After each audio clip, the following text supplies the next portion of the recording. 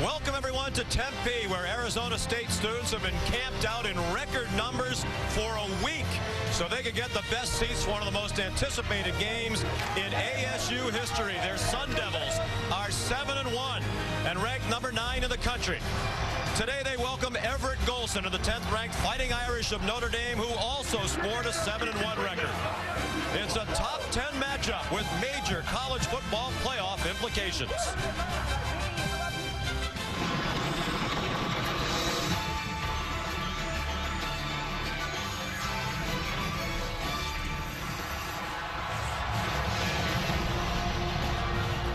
Welcome everyone to ESPN on ABC College Football, presented by Kay Jewelers.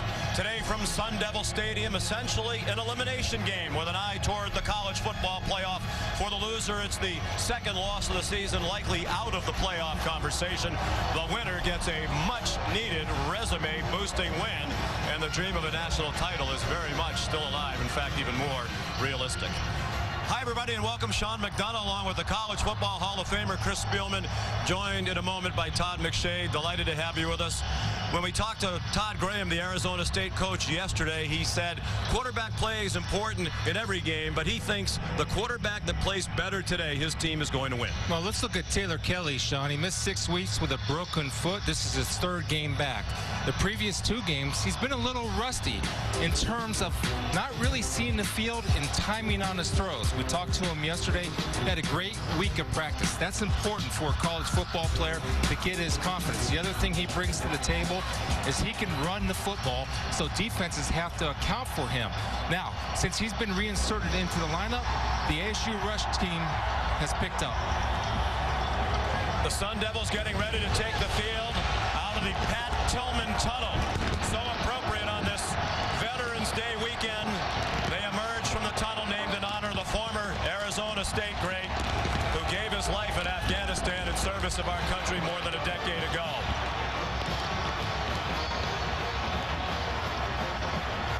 Pat Tillman would have been 38 years old this past Thursday. Brian Kelly and the Fighting Irish of Notre Dame. They will be the 5th ranked opponent to take on Arizona State in the last 6 weeks.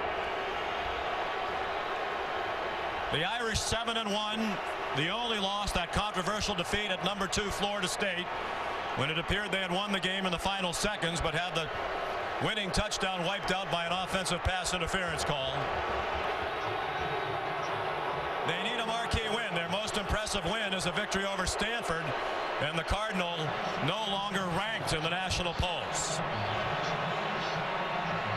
On the subject of quarterback play, Everett Golson, the Notre Dame quarterback, and he'll have a major challenge today, Todd. Arizona State attacks on defense. They're going to send 5 or more rushers 55% of the time. That's the second most of all the power conference teams. So for Everett Golson, a quarterback, you've got to be very good versus the blitz. You've got to make good decisions. The number one thing in this offensive system, recognize where the blitz is coming from. It's coming off the right edge against Florida State.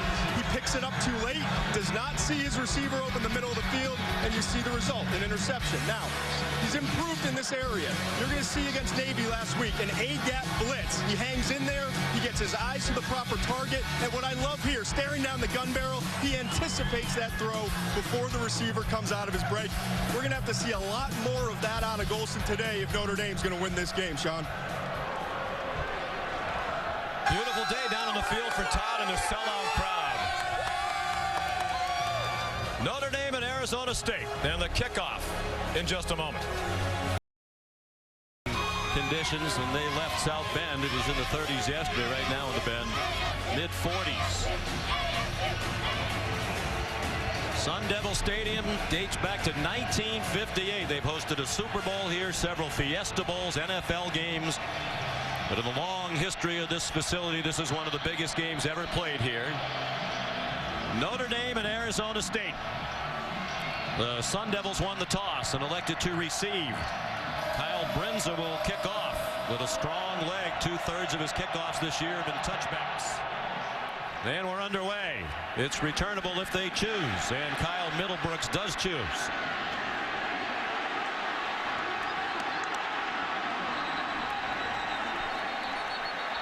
Flags down on the return, 3 of them in fact. C.J. Procyse made the tackle for Notre Dame. Jeff Heiser is the referee. Illegal block in the back. Receiving team number 32. Half the distance. First down. Well, here's where you have to avoid the big mistakes. Todd Graham's team's normally not penalized a lot, and that's a situation where you have to avoid the block. Now, you can use your body to screen the man, but don't hit him in the back. It's DeAndre Lewis with the return. The Sun Devils wearing new uniforms today. A lot of these trendy uniforms, the number's a little hard to pick up. We call them their Desert Fuel uniforms. Kelly out of the pistol. And Taylor throws to the 20-yard line. First down with the forward progress. Catch made by Jalen Strong, one of the best receivers in the country. Taylor Kelly, graduate student from Eagle, Idaho. Third in school history in touchdown passes. His first pass good for 12. Now a handoff. Matthias Farley, the nickel, up there to smoke to Mario Richard, who's become their featured ball carrier in recent weeks. A true freshman out of Palmdale, California. Good call by Brian Van Gorder. You get a big play, you come with a blitz, and you get a nice tackle for a loss. Arizona State wants to go very quickly, and a big hole. And Max Redfield takes down Richard, but it's another first down as the freshman made it to the 32-yard line. A gain of 12. Notre Dame playing without their leading tackler, Joe Schmidt, the linebacker, who was also the communicator. Did a great job of getting them lined up and in the right defenses. That'll be a key today, how they can deal with his absence. Richard tackled by Jalen Smith. There's Niles Morgan, the true freshman who has stepped in for Schmidt and is making his first career start. He saw plenty of action last week at Navy when Schmidt got hurt. Kelly's throw too high, trying to hit Jalen Strong with Cole Luke in coverage. You know, Niles Morgan, who's taken Joe Schmidt's spot, Sean, and you talked about it's all about the communication, how vital that is to this Notre Dame defense to get everybody on the same page. And there's extra stress when you play a high-tempo offense. A breakdown in communication equals a big play by the offense. Morgan, a great physical talent. Brian Kelly thinks he's going to be potentially one of the great linebackers in Notre Dame history, but right now still very much at the beginning of the learning curve. Third down and 4. No pressure on Kelly. Then his pass is caught by Cody Cole, the tight end, but he's short of the first down. Good tackle in the open field by Elijah Shoemate. And a decision for Todd Graham on 4th down and a yard. Well, Shoemate did a nice job of not getting separated from Cole on a little drag route. Man-to-man defense. As soon as the ball was caught, he was there to bring him down short and not let him fall forward. A chance to perhaps send an early statement. But Coach Graham sends the punting team on. They've been a very poor punting team this year. Matt Hawk is the punter. Greg Bryant back deep for the Irish. Nice bounce. Bryant elected to field it in traffic, but he's down at the 13-yard line. Good coverage by the Sun Devils, who are just 94th in the country in net punting. Mitchell Fraboni, the snapper down there, in on the tackle on Bryant. 49-yard punt, return of 3. So here comes Golson with the Irish offense. As Brian Kelly says, he's a winner. 17-2 as a starter. 22 touchdown passes, and he's run for 7. He's a dual threat, but very much not a run-first quarterback. He prefers to stay in that pocket and throw it, and that's what the play calls for. He handed it off to Tarian Folston. And Jordan Simone, the very active safety, up in run support. Sean, this is the matchup that I'm looking forward to. It's Brian Kelly versus Todd Graham. How rare is it that we have 2 head coaches, both of them coordinators, and going head-to-head with Coach Kelly on offense, Coach Graham on defense. Golson on a design rollout. Throws for a first down to the 27-yard line. Will Fuller made the catch. He's the leading receiver for the Irish. Well, just the versatility of Golson, again, showing that he can throw from the pocket and on a run across his body. Now, just that's a little bit of a danger point right there. The one thing Fuller did not do was come back for the ball. That's something to keep your eye on as this game progresses, because Arizona State loves to play tight man-to-man. Sun Devils show blitz and bring it, and Folston tries to run through it. He being able to break away from the tackle of Salamo Fiso. He might have been off for a long gainer. He'll settle for 5. And here's Todd McShay. Well, guys, one thing to keep an eye on early on in this game with Everett Golson is moving the pocket with him. He's had some of his bigger mistakes early in games as they're trying to figure out what the defense does when he's throwing from inside the pocket. So they might want to move him around a little bit to get him comfortable before they settle in with the pocket passing game later in the game. On 2nd and 5, the quick hitter complete for a first down. Fuller again out to the 42-yard line. Well, so far, Coach Kelly and Everett Golson in this offense is handling the blitz and the pressure. The pressure came from the right side. Automatically, he's going to his security blanket and Fuller on a quick slant. Because they're giving him so much respect, they're playing so far off, that's going to be open.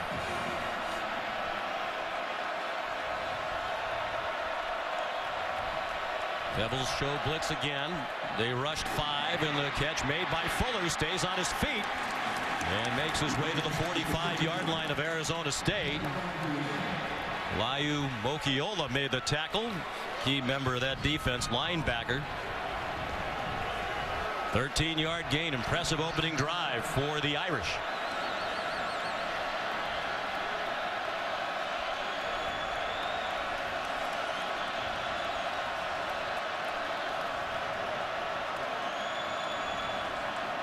Again, Arizona State crowds the line. Folston leaps down to the 40-yard line. Chris, how about some of your keys to victory today? Well, when you look at it, you have to protect Everett Golson on all ASU blitzes, and so far they have by getting rid of the ball quickly. Notre Dame's going to have chances to go down the field and man-to-man. We'll see if they can win that battle. And on offense, I think Notre Dame's secondary, Sean, is a little bit vulnerable, and they could be had. 2nd down and 6 for Notre Dame. No score. Missed more than 5 minutes played. Folston tackled by Antonio Longino. Folston's become their primary back in recent weeks. 3 running backs earlier this season sharing the carries. Greg Bryant, Cam McDaniel, and Folston. But Folston rushed for 120 at Florida State, 149 last week at Navy. And he has become, without question, their featured back. Yeah, for as small as he is, Sean, he's a very strong inside runner, and he likes to go in there. By his own admission, though, struggles in pass protection, and that could be an issue today against this blitz-happy ASU team. They come after it again, and Golson got it off quickly. Durham Smythe, his first career catch. Backup tight end, redshirt freshman from Belton, Texas. It's good for a first down. Well, you see the blitz coming from the top of your screen, and that's Notre Dame's answer. Everett Golson is able to recognize the blitz, not panic, and understand the weak area of that blitz is away from it because of the soft coverage on the back side of the blitz. 6-yard gain for the first down. And that play dropped immediately.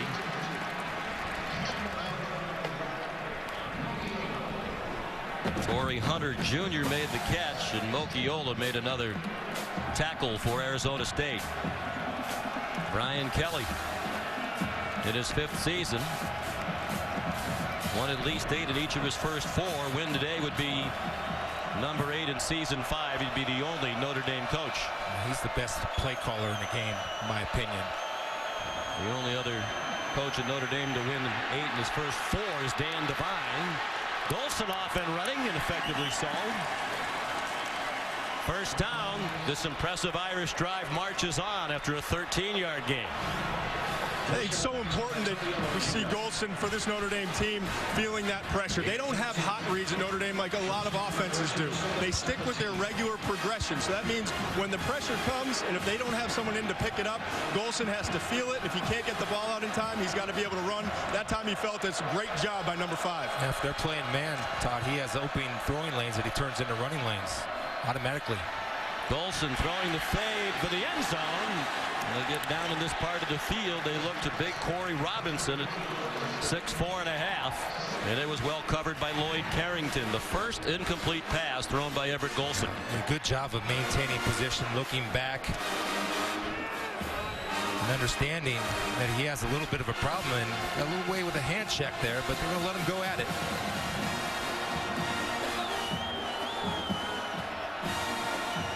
Second and 10. Look out! They finally get to Golson, who coughs up the football. Carrington came on a corner blitz, and Notre Dame got it back.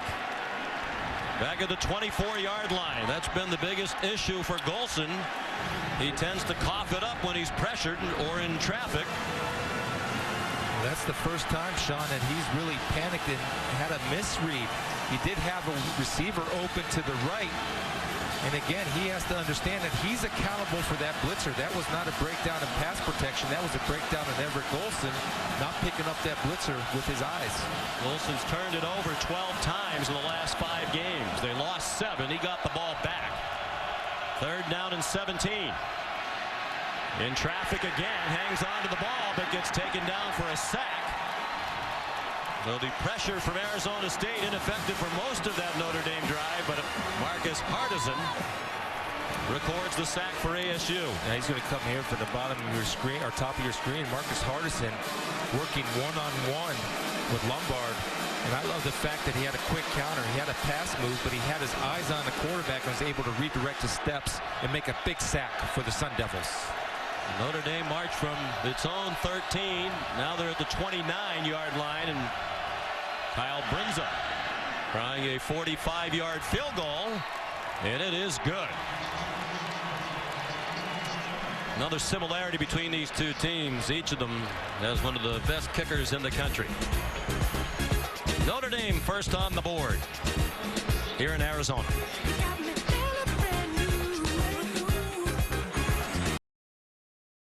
DirecTV. Notre Dame had the ball for 14 plays, more than 6 minutes. Had a 1st and 10 at the Arizona State 17-yard line, then a couple of lost yardage plays. Had them settling for what is officially a 46-yard field goal from the senior Kyle Brinza. Kick off for the 2nd time. This one is not going to be returnable. Let's send you back to the studio. Here's Chris Cotter with an update. Time to go AT&T inside the headset. It's just how Kevin Sullivan and Jake Spubman all drew it up, right? Kyle Allen 60 yards to Malcolm Kennedy. Allen has just hooked up with Josh Reynolds too. A&M has taken a quick 14-0 lead at Auburn. Sean, Chris, Todd, back to you guys out in the desert. All right, Chris, thank you. 2nd possession on offense for Arizona State. Taylor Kelly, the quarterback. And another big hole. DJ Foster, who lines up all over the offense as a running back and a receiver. He burst through to the 39-yard line. You see it right there. They're going to attack the young freshman. That little middle linebacker, Nick Kelly, the center, wins his one-on-one battle. Kelly wants to throw and wants to throw a deep ball. Single coverage. It's caught but out of bounds. Cameron Smith, who's a deep threat, covered by Devin Butler, who's ordinarily their 3rd corner, but he might see more action than usual today with Cody Riggs nursing a foot. Well, there's a prime example of the rust of Taylor Kelly. Cameron Smith was behind the secondary, and that ball was floated out there. If that was put on a drive with some distance, that's 6 points. That's rust. Over the broken bone in his right foot, did Kelly. Same play. They've had success with that action on both possessions. DJ Foster for another 1st down to the 49-yard line. They'll mark it at the 50. 1st down, Arizona State. And Niles Morgenshon had another shot at him, missed him in open field. 11-yard gain. Now running off right tackle. Foster again. Cut down by Elijah Shoemate. He's a great weapon. Foster is the only player in the nation who has more than 700 rushing yards and 400 receiving yards. With confusion a little bit. Substitution packages for Notre Dame can't get in there. Kelly, 1st down. Nice move after the catch by Jalen Strong. Redshirt junior from Philadelphia, Pennsylvania. And continuing to improve as a receiver. Right there, he goes up and attacks the ball. If there's one weakness, a lot of times when you watch him on film, he'll wait for that ball to get there. Not that time. Good job of going and getting it. 9-yard gain. Foster skips to the 30-yard line. Andrew Trumbetti, one of several true freshmen playing on this defense for the Irish. He made the tackle, and now he comes out. And you see how quickly they are substituting, sprinting on and off the field.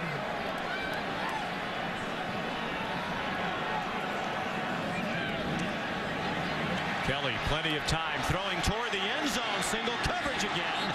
And a lot of hand fighting between Jalen Strong and Devin Butler. And it ended up as an incomplete pass. Again, we're short. He's short on the ball. You see that he is behind Butler. And you want to throw that ball where he has a chance. And at least because of the height advantage, go ahead and make him the winner or the best chance to get the 50-50 ball, because he'll go up and get it for you. But you can't be short. That's two deep passes that have been underthrown.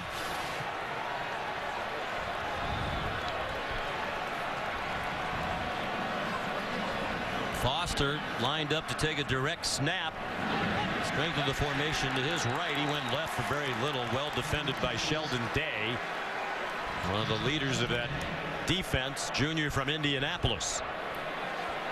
Matter of fact, Brian Van Gorder says Day's been their most consistent player on defense. The young Irish defense that has struggled lately. They force a field goal attempt here from Zane Gonzalez. They had 4 field goals against Utah here last Saturday night, including the game winner from 36 in overtime. One of the semifinalists for the Lou Groza Award is the best kicker in the country, and that one is good from 47. Two outstanding kickers, and they've both been on the money with their first try of the day.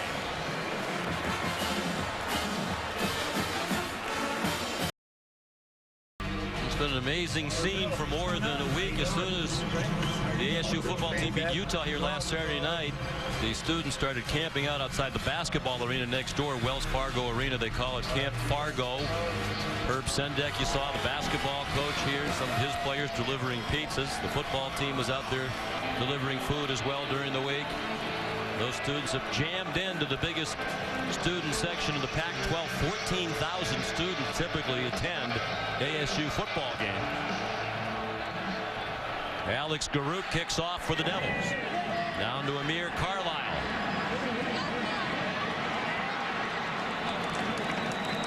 He brought it out to the 32. James Johnson made the sturdy tackle. Tied at 3 in the first quarter here in the Valley of the Sun. Back in Tempe, Arizona, Notre Dame and Arizona State tied at 3. 3:39 to go in the first quarter. Second possession of the game for the Irish. They had a nice drive engineered by Everett Golson. Their first possession stalled in the red zone, and they settled for a field goal. Arizona State brings pressure again, and Golson's pass in the direction of Chris Brown. Incomplete and covered by Lloyd Carrington. All right, Lloyd Carrington's doing a nice job at his man-to-man coverage. And if you're going to be that aggressive and blitz that much, as a corner, you have to stay stout in your technique and trust your training, because you know you're going to get tested all day.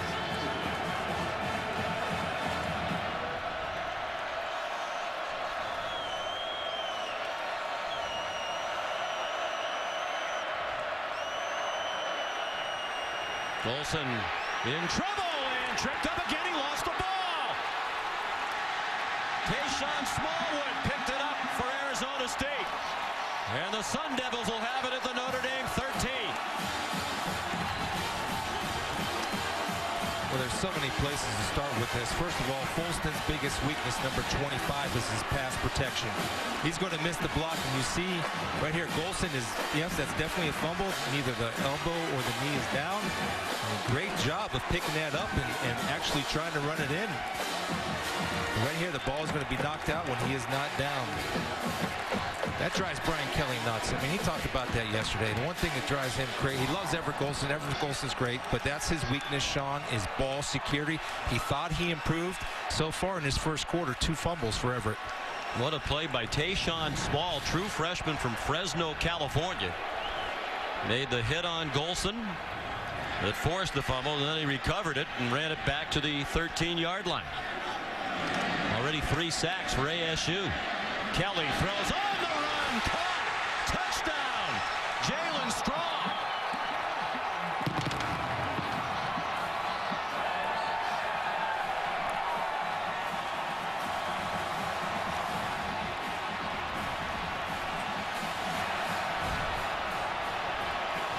They're recognizing Devin Butler in for Cody Riggs. Watch Jalen Strong right here. This is a little bit of a switch route, and it's almost a nice little pick route right here.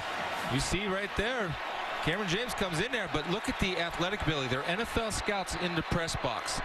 And all Jalen Strong has to say is, look at me now. Look at the adjustment, the hip turn, the strong hands, and the vertical. Man, he hit the quadfecta right there, all 4.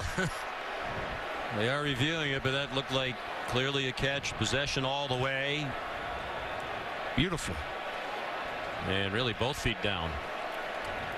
Well, that should stand. It's a non-conference game. We have ACC officials on the field. Notre Dame plays 5 games a year now against ACC opponents. And in the replay booth, it's Pac-12 personnel. Chuck McFerrin, the replay official. I think he has seen enough by now. Looks like he completed the catches. After further review, the ruling on the field is confirmed. Touchdown.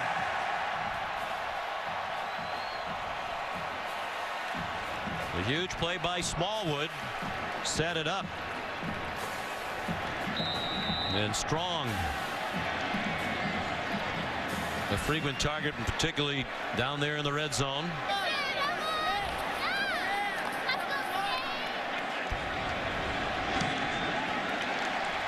Zane Gonzalez adds the extra point.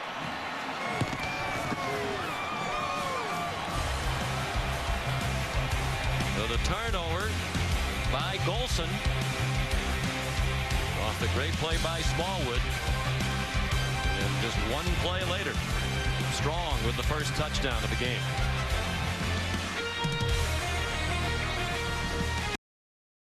$6 million in scholarship funds. Alex Garrett to kick off.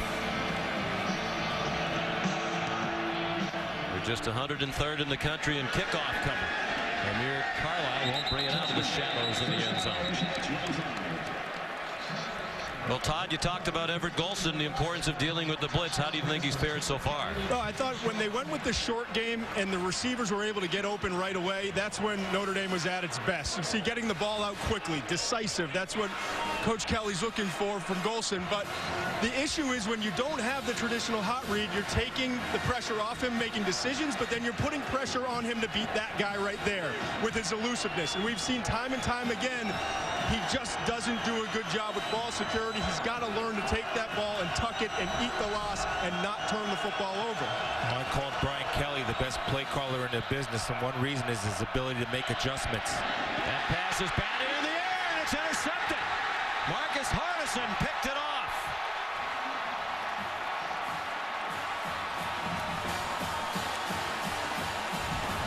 Low talk. Waltu is going to get a nice little tip right here, recognizing the short passing game. That's the counter to the quick passing game. Watch him get his hands in the air right here. So when you know that you're going to get countered with a quick passing game, Waltu gets up and bounces the ball, and also Cherry looks like he got his hands on the tip. Then you have defensive linemen and hot pursuing defense running to the football. Good things happen when you hustle. But that's just recognition of getting hands up on a 3-step drop. Well coached by Todd Graham. So turnovers on consecutive offensive plays for Notre Dame. Demetrius Cherry tipped it. Marcus Hardison picked it off the defensive end. Might take a shot here again. A lot of times after a turnover. And Kelly, after the play fake, throws the slant. An 8-yard gain. Jalen Strong again.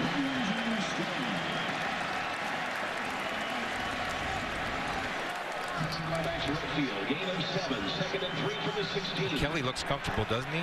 This is Sean, except on the deep throws. He looks very comfortable, though, on the little quick hitches, slants, getting his rhythm back. There's a bit of a quarterback controversy here in the Valley. Some believe they should be playing Mike Bercovici, who played well when Kelly was out with that broken foot. Down toward the goal line goes Demario Richard. He got dropped just shy. They'll mark it at the 1 as he tried to tumble into the end zone. Max Redfield saved the touchdown. Well, you see right there, you have an unblocked player coming late into your screen. They miss it and leads to this. Richard to the goal line. Stopped short. Now they say touchdown.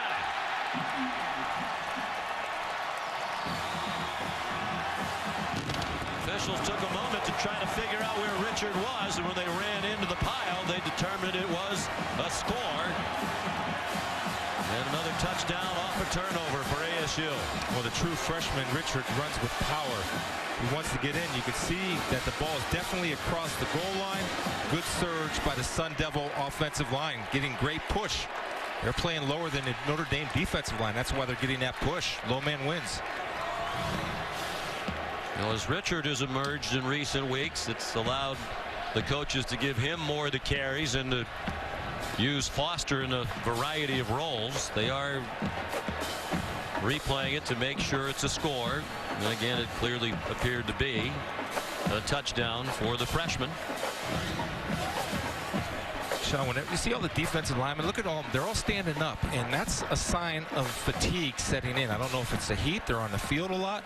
But whenever you see a defensive line, especially on the goal line, with backs and heads straight up in the air and the offensive line are underneath them, there's no way they can win or get the surge to stop a goal line run.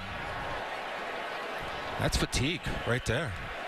You got your defensive line not winning the battle against the offensive line. I can't believe they'd be gassed here in the first quarter. In the first half. Well, they haven't had much break. Remember, back-to-back turnovers, and they're right back on the field for one play, though. Yeah. I'm just, and the heat. I think the heat is a factor right now. It's showing. After further review, the ruling on the field stands. Touchdown.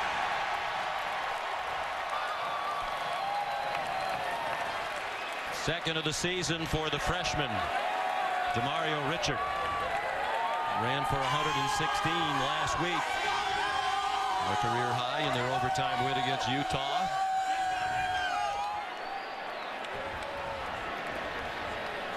Two touchdowns in the span of 1 minute and 3 seconds for ASU.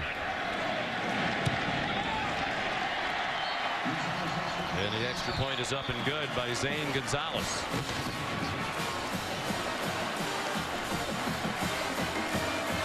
So it's 17-3, and Chris, we talked to both coaching staffs yesterday, and everybody agreed one of the keys to this game would be how would Notre Dame handle the pressure which is going to come throughout from Arizona State. That first drive, Golson did a very nice job marching them down the field, but since then it's been a disaster. Well, it has been. It's come off of trips, because when he's coming off, when they're bringing pressure in Notre Dame's and trips, they're trying to run routes down the field to take time. Well, if you have an on-accounted guy coming from the boundary and the quarterback's responsible for him, he doesn't have time for those receivers to run their routes. Now, when they're balanced a 2-2 look, he's just thrown away from the blitz, Sean, and that's where they've had their most success.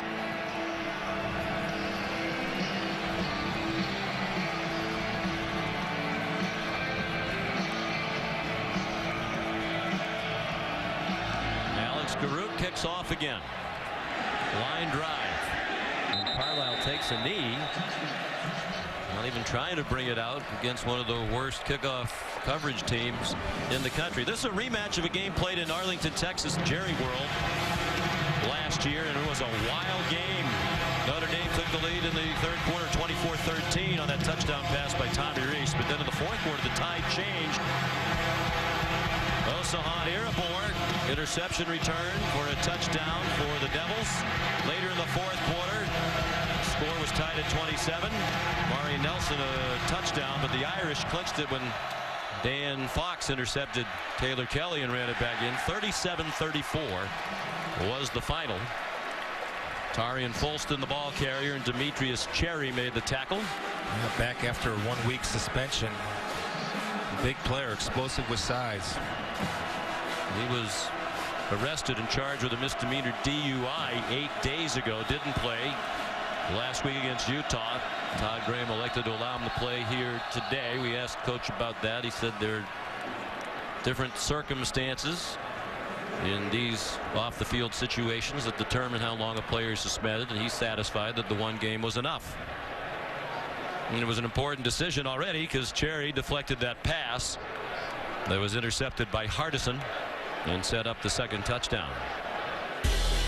Timeout on the field. We'll remind you that there's more great action on ABC tonight. The big battle in the Big Ten. It's been anticipated since the schedules came out. Ohio State number 14, Michigan State number 8. Huge implications of the Big Ten race in the college football playoff. Ohio State's won a record 20 straight Big Ten regular season games, and Michigan State hasn't defeated Ohio State in East Lansing since the late 90s. But you like the Spartans tonight against your alma mater. I do. I think it's going to be a great game. I think the big challenge, the matchup to watch, is Tony Lippett, the best wide receiver in the Big Ten, against an emerging corner by the name of Eli Apple. On 2nd and 9, great penetration and a loss for Folston. Salamo Fiso, the linebacker, sophomore from Long Beach, California. They're having trouble, Sean. Arizona State is slanting and angling, and they're slanting and angling to the right place. Right now, Todd Graham is winning the battle of minds between Brian Kelly. He's got his number right now. Long game, though. There's a long game. Great start for the Notre Dame offense in that opening drive. They've had big trouble against the pressure since. Plenty of time this time for Golson, and he has a first down. Corey Robinson swung back, but the forward progress was across the 35, almost to the 37. Armand Perry made the tackle. Well, first of all, it starts with pass protection, and a great job by that front to give him time to step up into the pocket, allow Robinson to work downfield, and this is a good job by Robinson coming back to the football, not even allowing the defensive back Perry to close. Folston follows up the 13-yard pass with an 8-yard run. It'll be 2nd and 2. Jordan Simone the tackle. That last throw shows a lot about Golson and his mental toughness. Things have not gone well, obviously, the last couple of drives. He goes through his progressions, hangs in the pocket because the protection's there. I was standing right behind him in the end zone, saw it was a tough throw to make over his offensive lineman, and he drilled it in there. It started with protection, and they max protect Todd. They kept the tight end, which gave him a little more time. Folston slices for a first down on what might be the last play of the quarter. They stop the clock to move the chains with the ball marked at the 49-yard line. And they won't snap it again.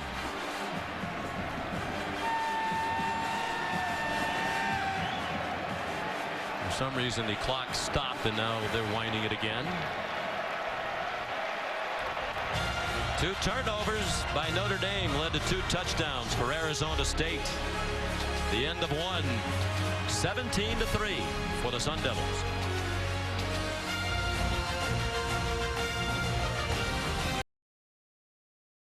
On this Veterans Day weekend, it is Salute to Service Day here at Sun Devil Stadium. A wonderful moment on the field. Between quarters, there's Operations Officer Philip Weiser surprising his family, his wife Sharon, their 2 boys, Marcus and Elon.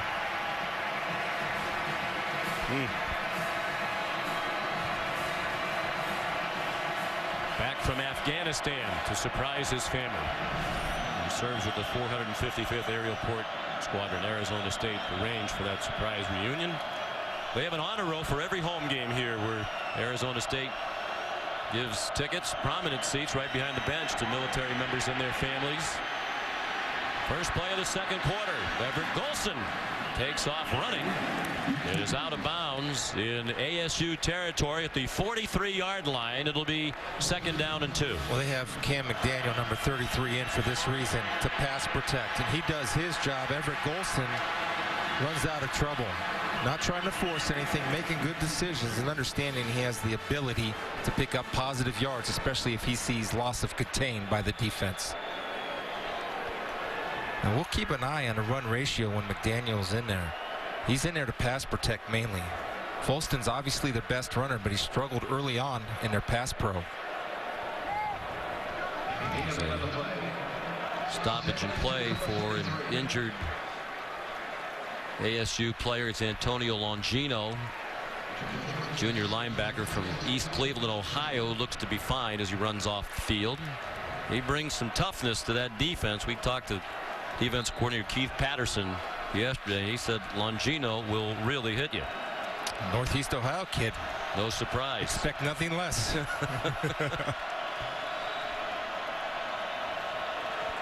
Second and 2.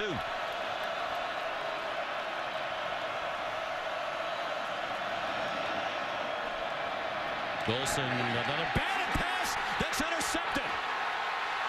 Demarius Randall off to the races. They're not going to get him. Touchdown, Arizona State. Marcus Hardison deflected it. And the ASU defense is dominating the game right now. Sean, I can't tell you how important this is and how well coached this is.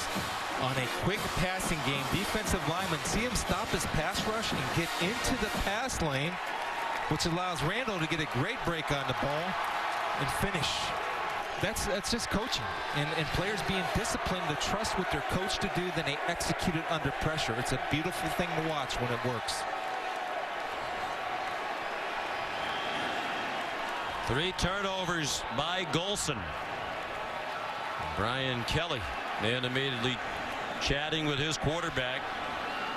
And they both acknowledged yesterday during the visit Golson has to get better protecting the football, but he's lost a fumble, thrown 2 interceptions, and all 3 turnovers have turned into ASU touchdowns. This one on a 59-yard return by the outstanding 5th-year senior safety from Pensacola, Florida, Demarius Randall.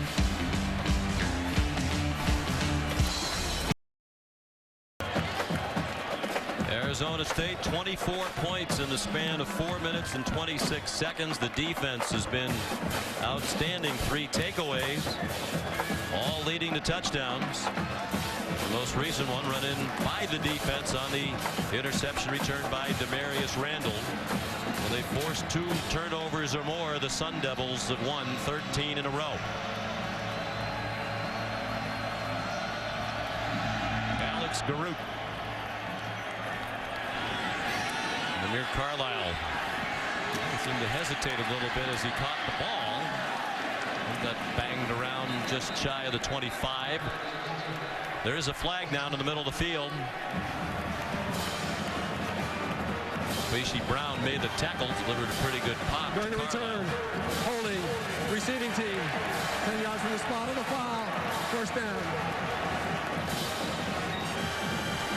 Well, the turnovers, obviously the big difference in the game, and again the problems with ball security for Everett Golson. Well, self-inflicted wounds by Notre Dame, and here's the one that was the killer. It was the quick throw and the hands in the air. Now, we've seen 2 batted balls, so what you have to do now, get with your offensive line, and you got to tell them, when we're going 3-step or quick step, you have to take the knees of the defensive ends. That's the only way to get their hands on. They got 2 already, no more. You got to start chop blocking them.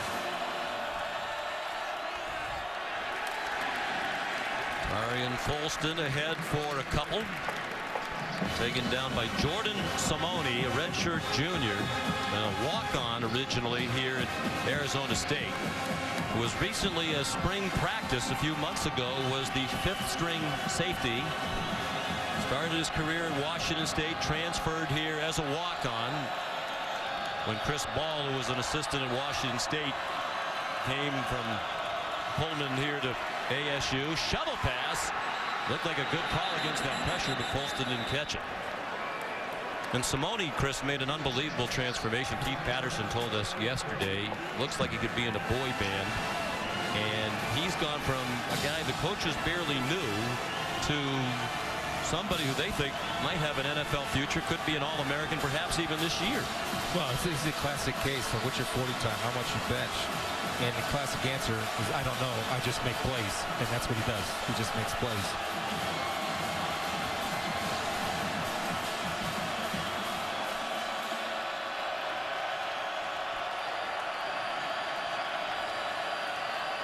On 3rd and 8, they come after Golson. Takes off running, won't get anywhere near the first down markers. Out to the 18. Lami Latu. Antonio Longino. Well, you could see a well-coached team and a well-prepared team, because when Notre Dame does go empty, about 60% of the time, according to my calculations, they run a quarterback draw. And when you're calling defenses, you're playing the percentages. It's not always going to be 100%, but you're trusting that you know what you're doing into that situation. Kyle Brins a punt. Fair catch signal made by Kyle Middlebrooks. Strong performance by Todd Graham's Arizona State Sun Devils here in the first half. We mentioned it earlier, the honor row, the front row here at Sun Devil Stadium, where ASU gives 30 tickets to each home game to members of the armed services and their families. Today they're honoring Purple Heart recipients.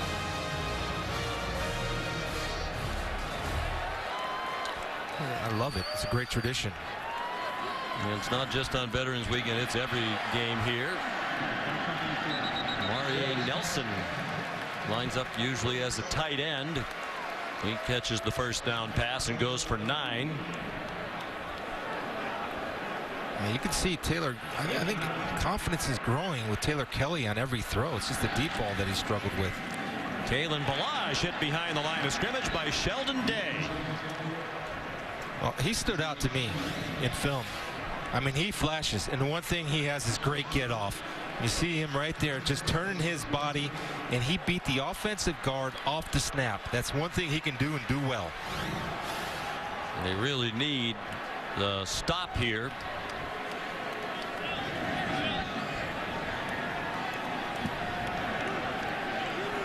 Day 6.5 tackles for loss now for the season.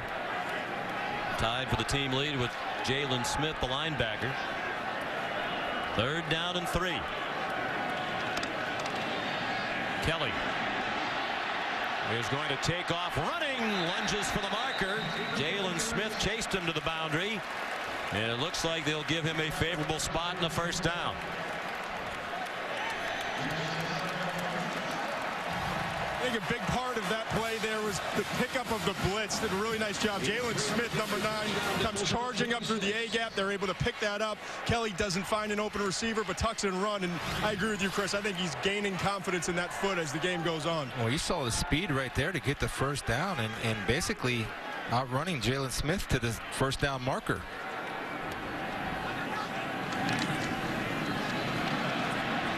DJ Foster. 10 more. Wrestled down by Matthias Farley. It's another first down for Arizona State. Well, this is just counter OT. Guard and tackle around. And DJ Foster very patient in his running. And we talked about Coach Graham calling plays. Mike Norvell, the offensive coordinator, is doing an awesome job of mixing it up, run and pass. And now Kelly throws, man behind the defense, and another touchdown for ASU. Cameron Smith.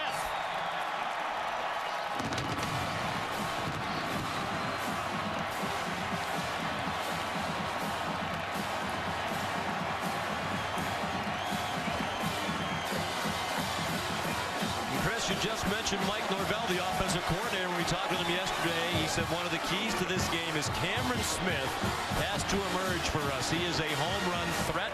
We need him to become that. And he just hit a home run for the Devils. 43-yard touchdown reception, and the route is on. Shocking start to this game for Mike Norvell and Arizona State. And Notre Dame stunned. 31-3. We're barely into the second quarter here in Tempe. Turn down for what? Turn down for... Here's a look at our Pacific Life game summary. A blitz from Arizona State, 4 touchdowns in a span of 7 minutes and 7 seconds. And if you're looking for the bright spot for Notre Dame, they do have the edge in time of possession. Yeah, because they score so fast. I mean, and you know, they just got to settle down and get back to what they're doing. And they had success early in the ball game, Sean, when they went a little bit up tempo. That's what they have to get back to doing. And on their quick passing game, I'm telling you, if they're going to do that, they got to, I said chop, I meant cut block to be accurate. They need to cut block the defensive lineman. Alex Garrett kicks off. Tumbling line drive that goes out of bounds. Back in the studio, here's Chris Cotter. Sean, Wells Fargo getting it done. That's exactly what true freshman Kyle Allen has done this afternoon. This is his third touchdown pass in a little over a quarter in Auburn. Ricky Seals-Jones taking this in from 23 yards out. 21-14, A&M on top. See if they can hold up on defense. They're doing a good job with their offense. They've always done. Sparky Get a workout. beating the leprechaun in push-ups right now. There's a lot of these teams behind Auburn in the college football playoff, including these two. We'll follow that score with interest. Arian Folston got banged out in the flat by Demarius Randall. Gain of 1. Of course, not only do these teams, Chris, likely need to win out. You can't imagine an Arizona State team or a Notre Dame team with 2 losses for the year that's going to be in the college football playoff. But they need some help from the teams above them. There are 8 teams ahead of Arizona State, 9 including the Devils. Ahead of Notre Dame, Longino the tackle on Folston. I like Arizona State, Sean. If they can go through the South unblemished from now and then face whoever the North is, presumably Oregon, they beat Oregon, they got a very strong argument to be in that Final Four. Jordan Simone, the injured player, and we talked earlier about how important he is. The coaches think he's an All-American candidate at safety. And they put a lot on their safeties. With all that blitzing, those defensive backs get left alone a lot.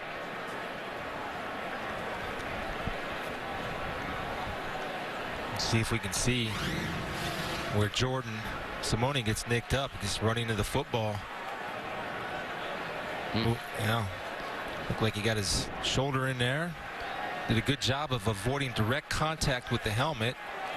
Face was up. Sometimes you get a little stinger. I don't want to speculate though, but that's certainly a possibility. And that's an important position, as you mentioned. And they have 2 safeties that are very active in their run defense. Both of them came into the ball game with 73 tackles apiece. Now, if you're Notre Dame and he is taken off the field, if there's a way you can get a matchup man-to-man with his replacement, James Johnson, you attack number 18. Simone ran off the field. Johnson's a redshirt freshman. 3rd down and 7 for Notre Dame. 10.5 minutes to go in the first half. The Irish trailing 31-3. Cam McDaniel is the running back. As Chris pointed out, likely to stay in there and block for Golson. Better pass protection than Folston.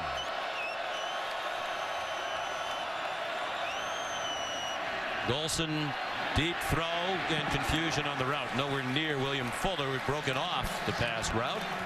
You see the hand gesture he's just given? He's telling them he was pressed or on top. So Everett Golson and Fuller are not on the same page. When you see that defensive back on top, I believe Fuller had the right read and coming back underneath at the first down chains.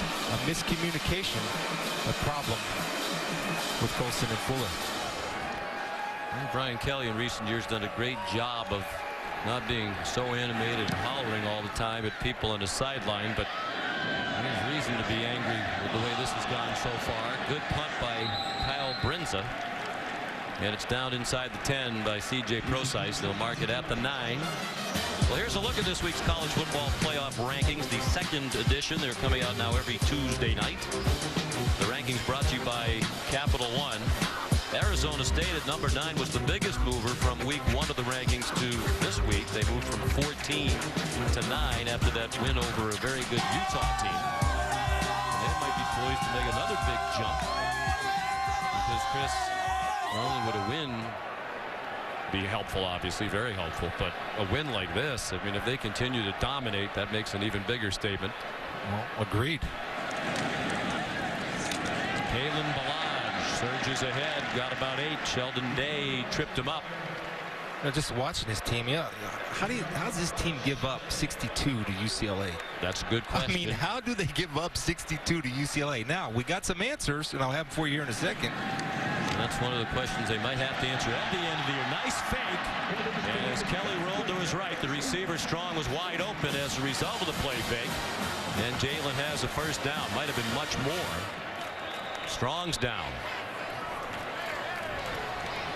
Well, again, I think you're looking at one of the fine young offensive coordinators in college football in Mike Norvell. And when you're balanced like this, you do what you want. And then when you have a confident quarterback that's been productive in his past, and now he added the deep ball, the more he got comfortable, he threw a perfect deep ball. That opens up for Mike. Just 33 years old. He's been with Todd Graham a long time, back to Tulsa when he started out as a graduate assistant. Said he didn't know Todd Graham at all when he went to interview. He got the job. Graham told him later he liked it because Norvell looked him in the eye the entire time and said right on the edge of his seat with great intensity. If you know Todd Graham, you know how intense he is. Well, they were at Tulsa. Gus Malzahn was the offensive coordinator for a while. Then Chad Morris, now doing a great job at Clemson. So Norvell had a chance to learn under two of the very best in the college game, particularly at these spread offenses that play at a high tempo. And he's making his mentors proud with the job he's doing here with the Sun Devils. And he's a new father. Daughter Mia was born in June, so that's keeping him busy. Mario Richard carries for no gain. Isaac Rochelle tripped him up at the line of scrimmage. And 31 points given up, but it's really hard to pin it on the defense with all the turnovers by the offense that have given ASU the short field. And of course, there's been a defensive touchdown scored by the Sun Devils. Notre Dame brings its own blitz, and the throw is much too long. Closest to it was the safety, Matthias Farley. You know, it is as you mentioned, Sean, it's tough to pin it all on the Notre Dame defense. But the problem is they're not responding. They're letting Arizona State score touchdowns. And even in bad field position, when your defense is on the field, you at least got to hold them to a field goal or field goal attempt. So they haven't responded to the challenge of the turnover. Brian Van Gorder, the defensive coordinator in his first year with the Irish. 7 years in the NFL. He's brought a lot of NFL-style defenses. Wobbly pass against the blitz. Incomplete. Intended for Cody Cole. And that Irish defense forces a punt with 4th and 10 to come. A big stop by Brian Van Gorder's defense. You can see Mike Norvell saying, we had him, man. We had him. You got to just throw the ball. And the reason he rushed that throw just a tad, because I'll tell you, he had a great job of blocking by Foster to pick up the blitz, to allow the time to make your time, take your time and make the good throw. Matt Hawk punts. Greg Bryant lets it bounce. And it takes a good roll for ASU. Out of bounds at the 19-yard line. 48-yard punt. This week on ESPN's Monday Night Football, Cam Newton and the Carolina Panthers are in Philadelphia to take on the NFC East leading Eagles. That's at 8:15 on ESPN. Also live on Watch ESPN. No other night is Monday night. And the Panthers a disappointment with their play so far this year. And look on the other side with the Eagles, Mark Sanchez coming off the bench last week and playing well. And I think Chip Kelly's very comfortable with Sanchez running that high-powered offense for the Eagles. Arizona State brings some pressure. It's a little screen to C.J. Procise. Nice run after the catch, and he's still going. C.J. Procise out of bounds at the 45-yard line. Great run after the catch, and finally Demarius Randall got him out of bounds. Well, this is what we talked about in the film study. Notre Dame's so good with the screen game. I'm surprised, to be honest, that we haven't seen a little bit more of it with all the blitzing that Arizona State does. It's not just that they have good running backs and wide receivers. that their offensive linemen get to the second level, do a great job blocking in space. And Procise, the ex-running back, knows what to do with the ball in his hands in open space. More pressure from the Sun Devils, and they were on Golson before he could even turn around. Another lost yardage play. Well, again, it's just a constant pressure right here. They're going to come from up here at the top of your screen. And on a snap of the ball, when you're able to get there and come off of blocks, and you have two blockers blocking one guy, somebody's going to come free, and it's Mokiola, number 28. There again to make a play. A very smart football player. He's responsible for the Sun Devil communication, along with Fiso and Simone. Those is the 4th sack of the game for the Sun Devils. Golson on 2nd and 14, given a nice pocket. Takes a deep shot, and it's too long for Chris Brown, who had a step on the defender, Lloyd Carrington.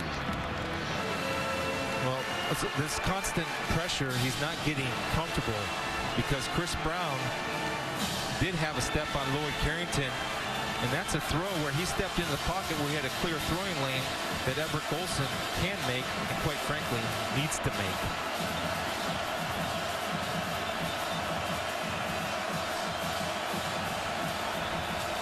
Golson completed 6 of his first 7. He's completed 1 of 7 since. 3rd and 14. Golson.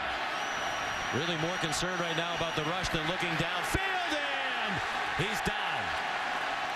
Lingered for a while, but finally succumbed back at the 32-yard line. Well, it is covered sack, and they're doing a great job of covering downfield, and you can see in your screen there's not a lot of open golden helmets running around. And this is just effort. Number 41, Latu, and Longino are both going to be able to finish him off. And that's just effort by that defensive line of being persistent in their pass rush. Kyle Brinza punts. Fair catch made by Kyle Middlebrooks.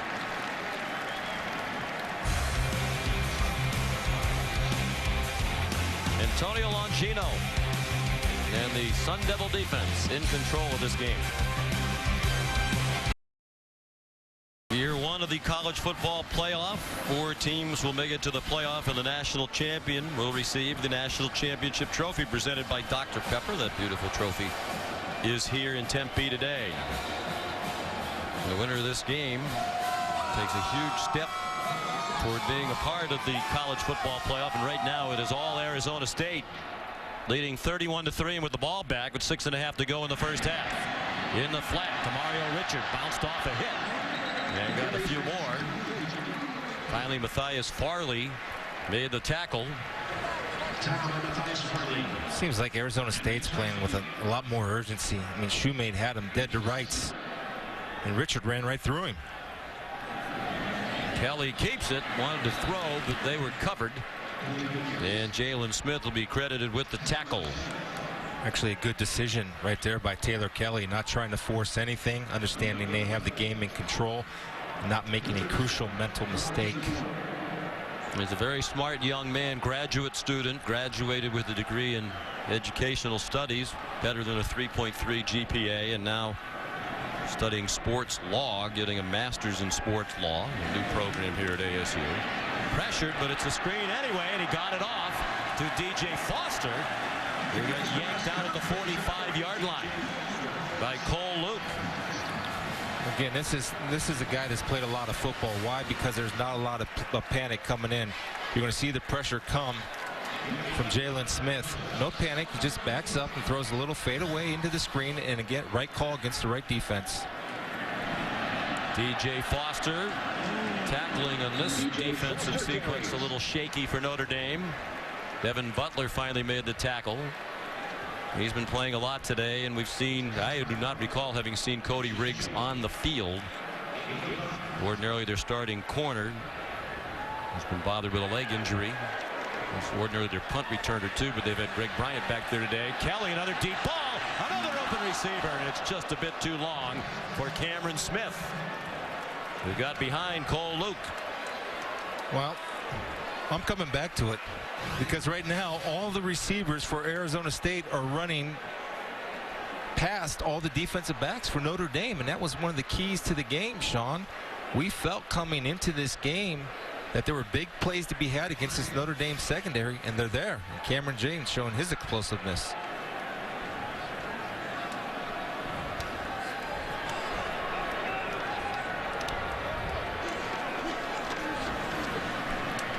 Kelly steps into the throw. First down into Notre Dame territory to the 33-yard line. Frederick Gamage, former walk-on from just down the street in Phoenix out of Brophy Prep. Max Redfield the tackle, gain of 17. Well, you can see his right foot was the one that was injured, and that's a good drive off of that right foot. Nice to get on the ball back at the 38-yard line. Kelly's from Eagle, Idaho.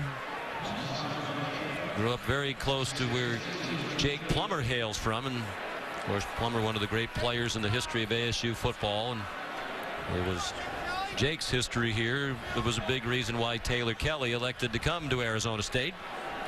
And Jake's here today, and Taylor told us yesterday he speaks to Jake every week.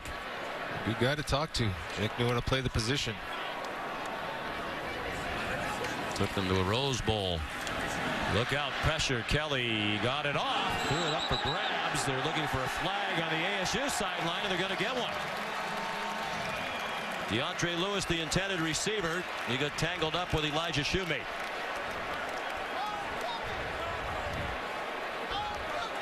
Shoemate had time to make a play on the ball. Interference. Defense. Number 22. The ball replaced at the spot of the foul. First down. You know, that ball was late, so Shoemate had time to make a play and going over the top instead of taking a shot and coming underneath. I want to make one correction. I said Cameron James, who's a friend of mine back in Columbus. It's actually Cameron Smith who showed his explosiveness. It's a nice way, though, to mention your friends. Yes, so I try to get them all in. Score some points. Under center now, Kelly. Deep handoff to Foster, and he got blasted as he took the handoff by Andrew Trumbetti, the true freshman from New Jersey. Well, he's a good-looking true freshman right here, just fighting through the block, not giving one for one. Defeating a blocker, that's beautiful. And making a good heads-up tackle. Excellent effort for the true freshman. One of the very talented young players. He was an Under Armour All-American last year in high school at Northern Valley Regional. Out to South Bend in January, so he was there in time to take part in spring practice. Kelly throws, caught. Cameron Smith, some call him Cameron James. No matter what you call it, it's a catch. And a first down with Cole Luke in coverage, a gain of 15. Well, Cameron James, we're proud of Cameron Smith today. It's just a well-designed route, and it starts with protection. Notre Dame had a zone pressure, but the problem is they're taking so long to get their blitz started. They're not timing it on the snap, and so that's allowing the offensive line to provide the time that Taylor Kelly needs to find Cameron Smith. And now a whistle to stop the action. They're reviewing the last play.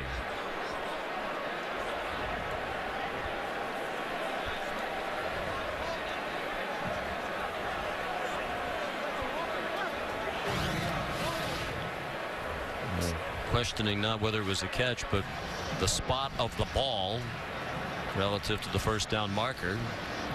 Should be on a 22. And short of the first down then. That's the reason Chuck McFerrin buzzed down to the field to stop the action.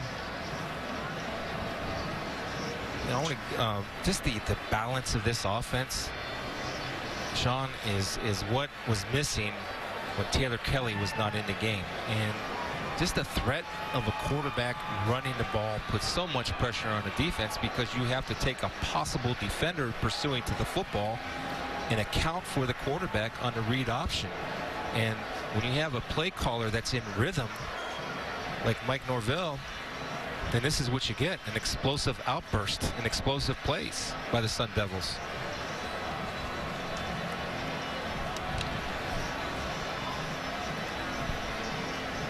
That's important to note that play callers like Brian Kelly, Todd Graham on defense, Mike Norvell on offense, Chad Morris, Gus Malzahn, Bobby Petrino, whoever it may be, those guys get a rhythm. They get a feel. And sometimes they get out of rhythm, out of field, because nothing's working. Then you start to panic a little bit. You just got to bring it down in and get your players comfortable and run simple plays that can be effective. The problem is Arizona State makes nothing simple because they're bringing 6 and 7 guys, and Notre Dame's receivers down the field aren't doing a consistent job of separating from coverage. Well, if they mark the ball short of the first down yardage, it would be 3rd down and short for Arizona State.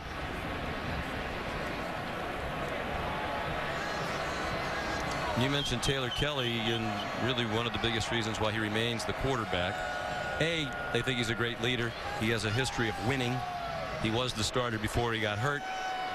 But the run game that he gives them that the backup Mike Bercovici does not is also a big factor. But it's awfully nice to know they have Bercovici if they need him, because he was phenomenal filling in when Kelly was out. Even in their only loss of the year against UCLA when they gave up 62, Bercovici threw for 488 yards. Review, the runner was stopped short of the line to gain. It'll be 3rd down and 1. The ball will be placed on the left hash at the 22-yard line.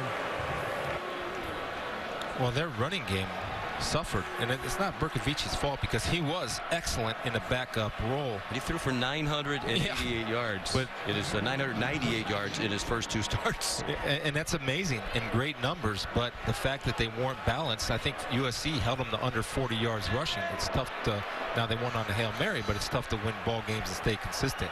But he's a good player. Be the guy next year.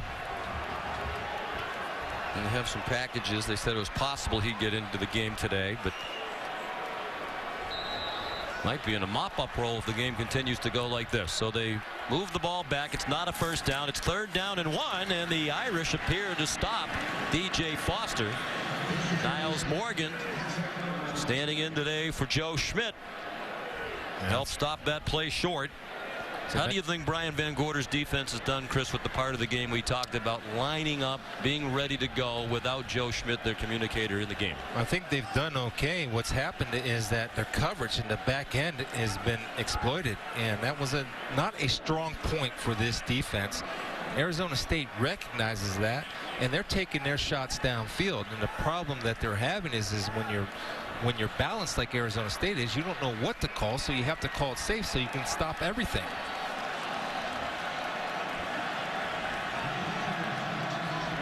They're inches short. Crowd's out for blood. They want Todd Graham to go for it. They're going to go for it. I think it's the right call. Your defense is playing well. You're up 28. You got a chance to drive the stake, or in this case, the fork. You try to do it. The pitchfork logo all over the place here.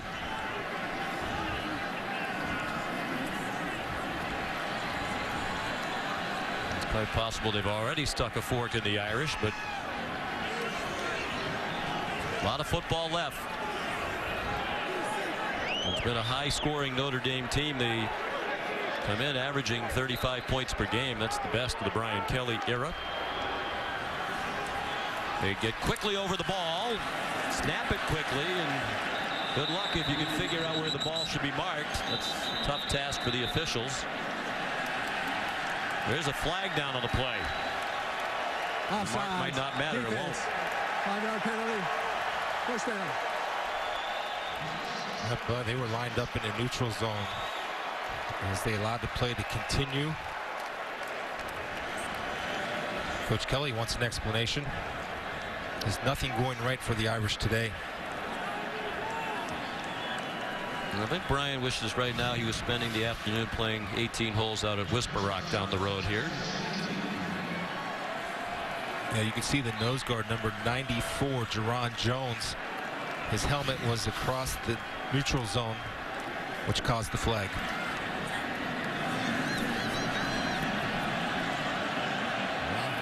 Into the bag of tricks. They go spreading all over the place. 2 bunches of receivers, and it's incomplete. Should have been a touchdown. Brendan Landman is their 3rd-string tight end. Couldn't hang on.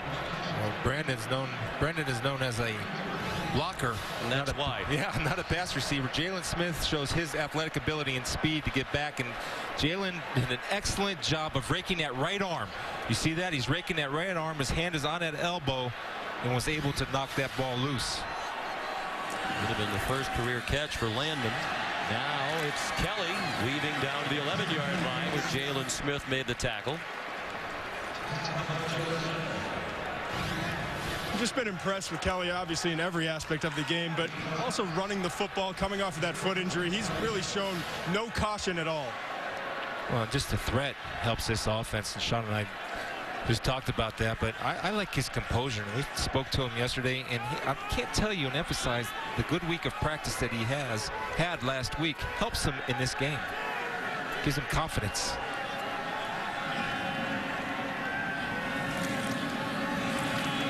Third down and 5.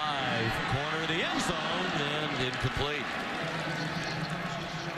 Intended for DJ Foster with Matthias Farley in coverage, so the Irish defense forces a field goal try from Zane Gonzalez.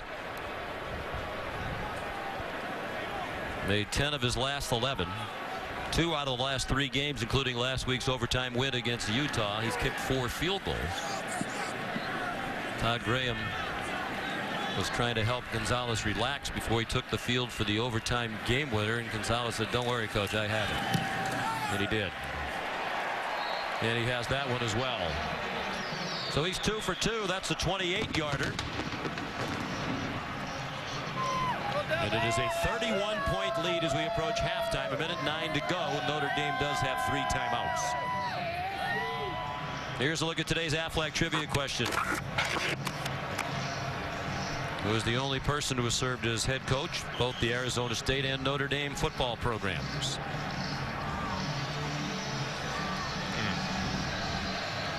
It's a lightning round today, Chris. So the answer is going to be right off the kickoff, so you don't have time to go to Google or Wikipedia or all the things that you usually do. Can I get a hint? An eye on you to make sure that you don't. Can I get a hint? Can I ask? You can ask a question. Okay. I might not answer it. Did he also coach in the NFL? Yes, he did. Okay. You don't want to just want to go ahead right now? That was Rudy's coach, Dan Devine, right? That is correct. I guess you won't answer it after the kickoff. Well, you asked me to answer. I can't help it. We'll put the graphic up after the kickoff. How about that? Just to confirm. You're just too smart. No, that wasn't the most difficult one. Right?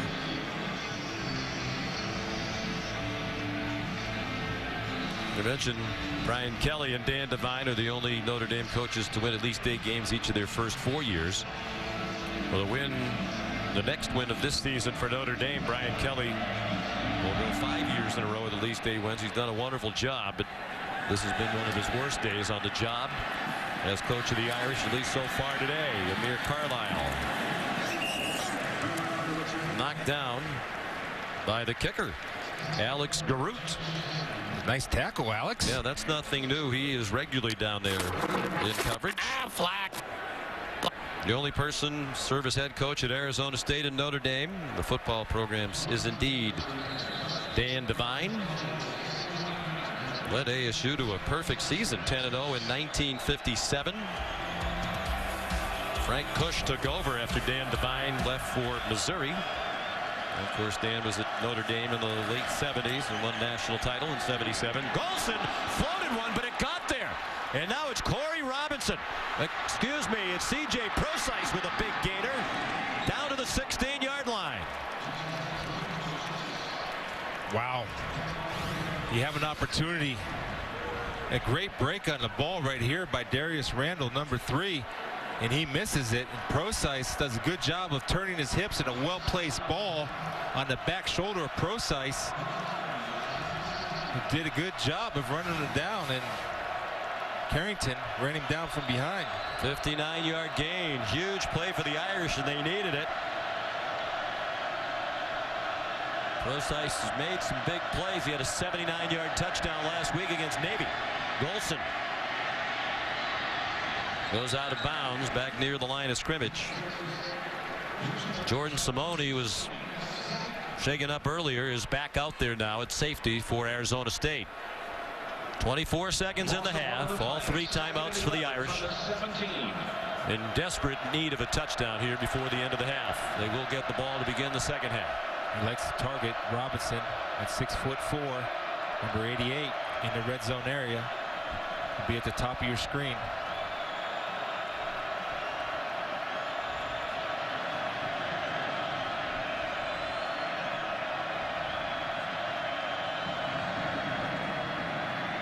Golson out of bounds inside the 10-yard line. Well, this is to run away from Viliami Latu. This is on Everett Golson making a great play because Cam McDaniel was in there to block. Did not block Longino coming off the edge, but Everett felt the presence and did something negative, turned it into a positive. 3rd and 3.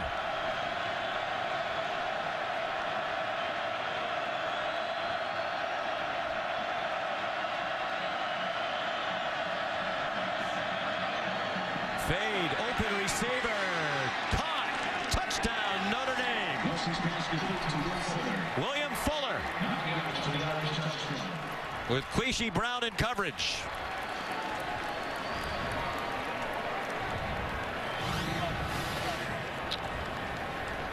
Nice little double move right there by Fuller with a little shake and bake. Catches Quishy Brown, and Quishy could have helped himself if he would have got hands on Fuller to disrupt the timing of the route. And the left foot is clearly in and the ball is secured after the catch. But you have to get your hands on receivers, especially at the goal line. If you give them a free release, they'll make you pay more than not.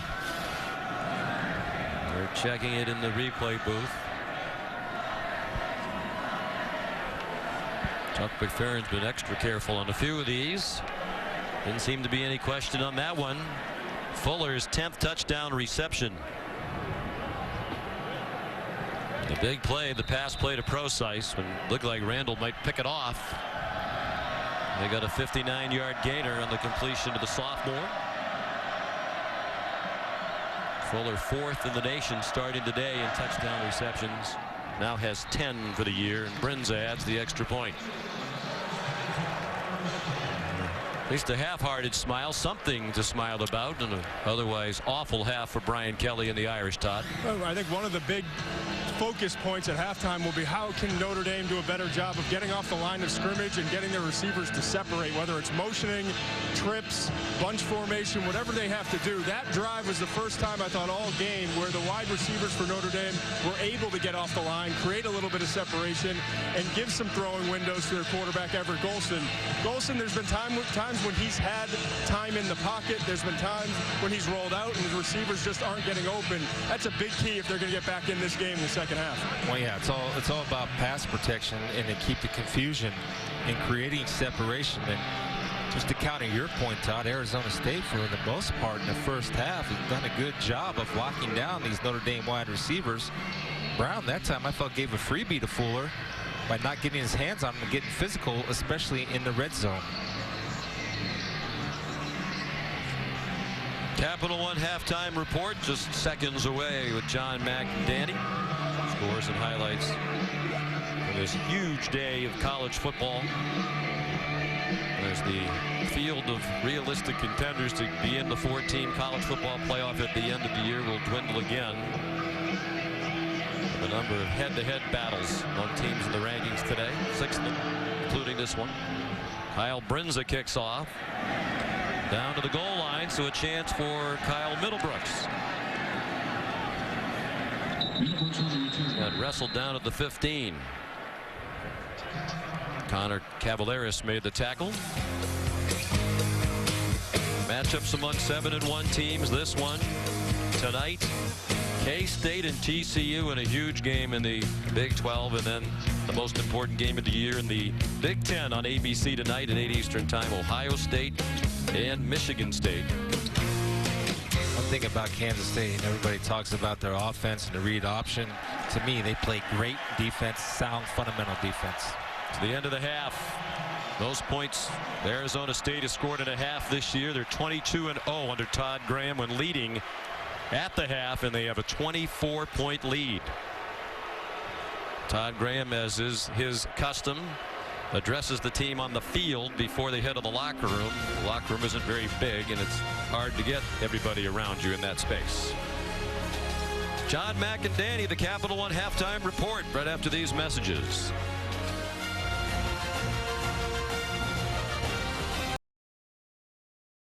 Report. Everett Golson, we knew he'd be key, but we didn't think he'd be key this way. Turning the ball over is absolutely the difference in the game. Everett Golson turning it over to Arizona State. Arizona State cashing in on those turnovers. As a result, it is a blowout, one-sided, 34-10 at halftime. Arizona State on top. Golson's turnovers, costly. Arizona State has scored quickly off of all three, turning the turnovers into fumble. And the Notre Dame recovered the first quarter. Even that one that they got back, they all came off the blitz. And as a result, we can say hello to Danny Cannell and Mac Brown. We could also say Mac Brown knows what he's talking about, because you said the key to this one would be the blitz. Well, if you look at what happened in the first half, I talked to Todd Graham this week, and he said not only did they have to blitz him, but they had to contain him. They've been able to do both and force turnovers at the same time. Now, Notre Dame scoring late does give them a chance, down 24. Here's a look at Golson. He was harassed all the first half. For me, it's all about ball security. This one's really not on him. Get a ball batted in the air, and it just snowballed from there for Everett Golson. He's got to flush this first half, put it behind him, and come back and try to, pull off the comeback of the year.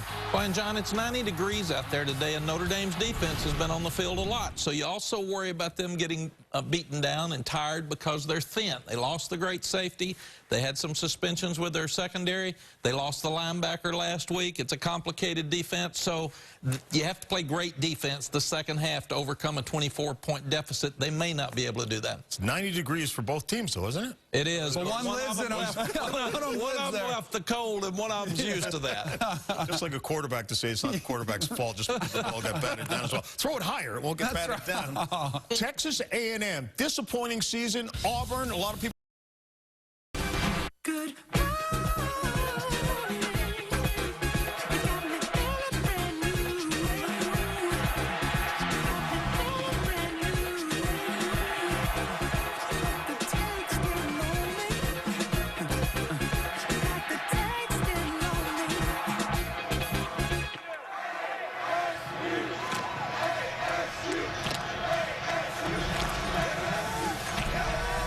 We're back at Sun Devil Stadium.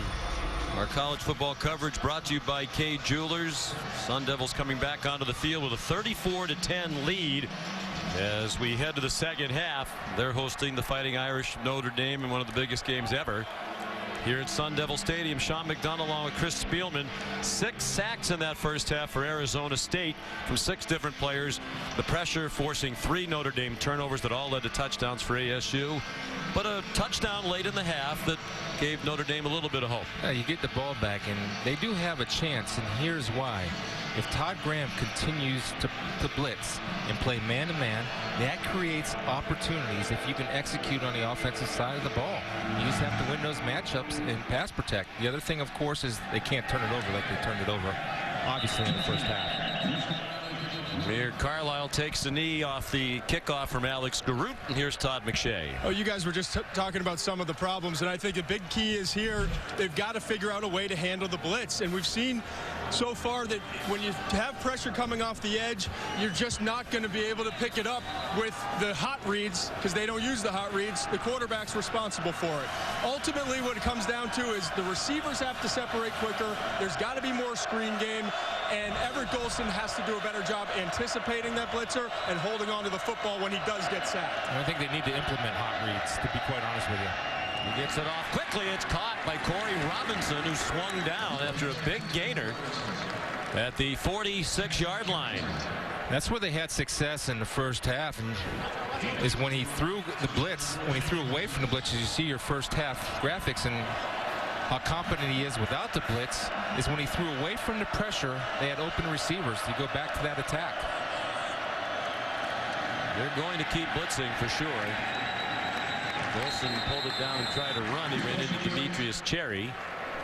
And just to go back to the statement you made at the half, Chris, about if Todd Graham continues to blitz, and certainly he will, as we've already seen that, there will be opportunities for Notre Dame. When we talked to Everett Golson yesterday about the prospect of facing the blitz, and I said to him, well, it does give you the chance for some big plays, does it not? He just had a big smile on his face because he was welcoming that opportunity. But if you're Graham, wouldn't you continue to come after him? Why back off? No, I think you do that. That's who they are. They identify themselves as that, and they're going to live and die with the blitz. They dominated the game that way to this point. William Fuller, good open field tackle at the 49-yard line of ASU by Queasy Brown. Sean, here's the other thing. We're seeing number 33, Cam McDaniel, out there. So that eliminates an explosive player for Notre Dame and Tarian Folston. He's not even in the picture because he can't pass protect, so you have to put Cam out there. Well, they're probably going to have to sling it all over the place, down by 24. And McDaniel is a better blocker, helping to pick up the rush, particularly the blitz. Here they come again. Golson throws on the run, another open receiver, and a catch by Fuller inside the 10-yard line. Jordan Simone saved the touchdown. It'll be 1st and goal at the 5. Well, that's why we told you to stick around, because Brian Kelly can call plays. Getting Everett on the move and the matchup that you want, and you'll take it every time. If you're Notre Dame, Will Fuller matched up against a safety, they'll take that all day long, and they'll look to exploit it all day long. But another way to create protection in time by moving the pocket and rolling left. Brian Kelly said they need to take advantage of Fuller's elite speed. He thinks he's one of the best downfield receiving threats in the country. Inside handoff, and McDaniel dumped for a 2-yard loss. Salamo Fiso just came ripping through that offensive line for the Irish. Now, well, they're coming off the edges, and Everett's got to read that a little bit better and pull that one, because they are selling out to stop that run. If you have a little play action or zone read off of that, it's not a bad time to run it. McDaniel remains the running back. Design roll for Golson, about to get blasted from behind, and he throws an interception to Queasy Brown.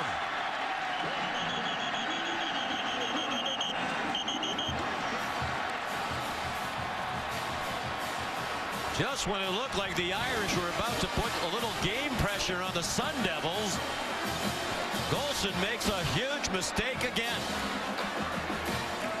And once again, they're rolling away from the pressure. This is Brian Kelly's adjustment, but you see the closing speed from the back end from the safety. Simone hitting Golson, forcing an errant throw, and Brown with the catch. But here's Simone coming unblocked, and he's not supposed to be blocked because of the rollout.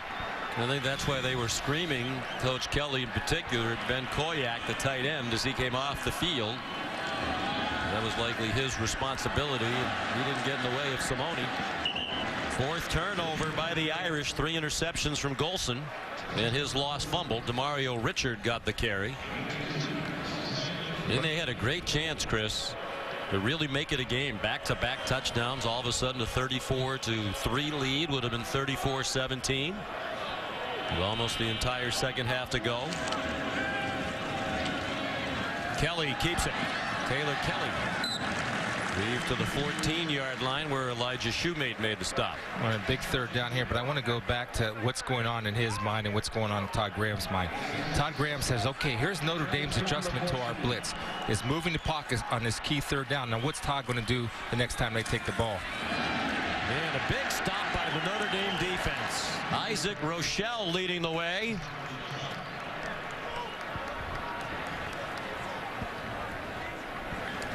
And ASU will punt on 4th down and 3. A huge stop for Notre Dame, because you can create some type of field position for your offense. Good penetration by Rochelle.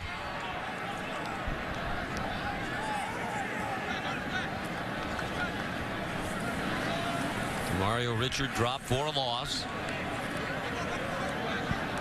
So Matt Hawk comes on to punt.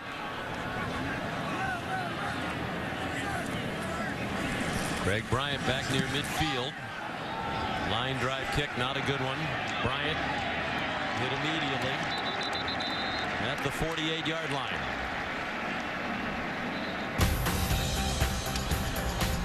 Marius Randall made the tackle. Interception, but the Irish defense got it back quickly.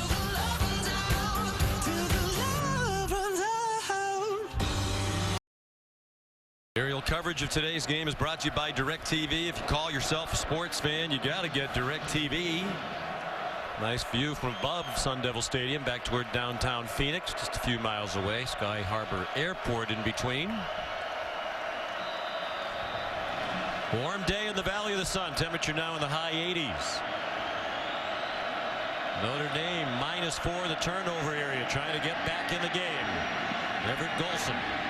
A little hesitation move, got him a couple of yards. Chased across the boundary by Antonio Longino. Yeah, you run a little bit of a play action there. The problem is there's no threat of run from that Notre Dame backfield. And so there's no slowing down the Arizona State defenders. Coach Graham get more aggressive with his blitz calls because he's not afraid of the run.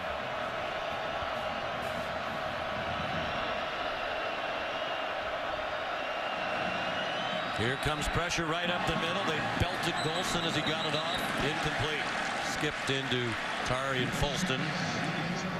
Queasy Brown nearest in coverage 5 minutes into the second half. Well, again, they're counting on Everett Golson to go ahead and account for a defender. And you see number 58, Fiso, who's coming in and laying a whack on Everett Golson. Nobody picking him up. It's a free run at the quarterback. It's tough duty. 3 interceptions on the day for Golson. Started the day with the lowest interception rate in Notre Dame history. 2.13% of his pass attempts for his career prior to today. Picked off. Hit as he throws again, and William Fuller couldn't catch the high ball. With Queasy Brown again in coverage. Under pressure. They're having trouble handling the blitz when any type of pressure up the middle, and you have to move that pocket. Looks like Brian Kelly's going to go for it here. Down by 24. 5 minutes into the third quarter. 4th down and 7. From just across midfield from the 48 of Arizona State.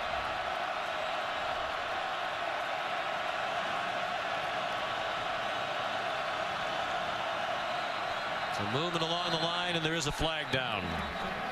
And it's going to be a false start against the Irish. Snap. False start. Offense. Number 79. 5-yard penalty. 4th down. Yeah, Steve Elmer gets a little jumpy because he sees number 4, a safety brought up as a linebacker, DJ Calhoun, kind of their hybrid linebacker safety, is going to move to him and start attacking him on the snap count, and he gets a little hesitant.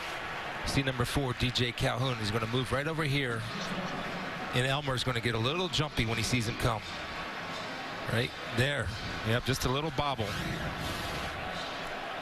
With the 5 additional yards to gain, Brian Kelly decides for the punt instead now on 4th and 12. Brinza hangs it up high, and a fair catch made by Kyle Middlebrooks at the 15-yard line. A 38-yard punt. Well, as expected, they've come after Everett Golson all day long, and with great success.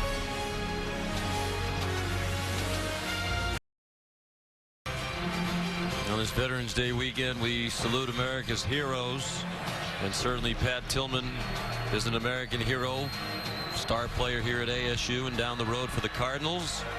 Left a multi-million-dollar contract at the prime of his NFL career to go fight for our country in Afghanistan, killed by friendly fire more than 10 years ago, and they have a veterans center in his memory. Pass incomplete for Jalen Strong on 1st down from Taylor Kelly. The Tillman Veterans Center connects veterans with academic and support services here at ASU. In the College Football Hall of Fame, was the Pac-12 Defensive Player of the Year in '97. His numbers retired. The tunnel through which they take the field named in his honor. Remarkable life. Said at the top of the telecast, would have been 38 years old on Thursday. Perfect example of sacrificial giving. Salute to service written on the field, and his service the ultimate. DJ Foster tackled by Andrew Trumbetti, and with this big lead now, ASU content to slow the pace. Nice ceremony earlier on the field, by the way. Arizona State grad John Eddy, his wife Tracy, donated $700,000 to ASU today in honor of Pat Tillman, and a scholarship will be given in his name annually to an Arizona State linebacker that'll be funded by that endowment for decades going forward. On third down, another hold by the Notre Dame defense. Cole Luke broke up the pass. Well, the nephew of Darren Woodson would be proud, because Cole Luke does a good job of, first of all, getting his hands on him to disrupt the timing of the route, then having the patience to not go through the back, come around, and trust his training to get that left arm in there. Luke's from right down the street in Chandler, Arizona. Homecoming for the Irish cornerback. Chris mentioned he's the nephew of Darren Woodson, who was just put into the Ring of Honor here at ASU. He went from the Sun Devils on to star for the Cowboys. Greg Bryant, the fair catch near midfield. More great college football action tonight on ESPN. The front runner for the Heisman Trophy, you'd have to believe, Marcus Mariota of the Oregon Ducks. They're now number 4. They're hoping to secure the Pac-12 North and a spot in the Pac-12 championship game. They'll have that if they beat Utah in Salt Lake City tonight. The Utes now number 17 after losing here 1 week ago. That's tonight at 10 Eastern on ESPN, and also live on Watch ESPN. And they'll get a tough with a test with that tough Ute defense. Screen to Greg Bryant. And during the last commercial break, you and Todd McShay were talking off the air. Where are all these Notre Dame screens that they run so effectively, and that ASU was really expecting? That would seem to be a good way to slow down that pass rush a little bit. We haven't seen many of them. And moving the pocket in the first series of the second half, this offense did have that success of rolling Everett Golson out to give him time. Pressure again, and a slant connects inside the 40 of ASU to Torrey Hunter Jr., the son of the longtime fine Major League Baseball outfielder. And Antonio Longino is still down on the field for the Sun Devils. It's a 14-yard gain.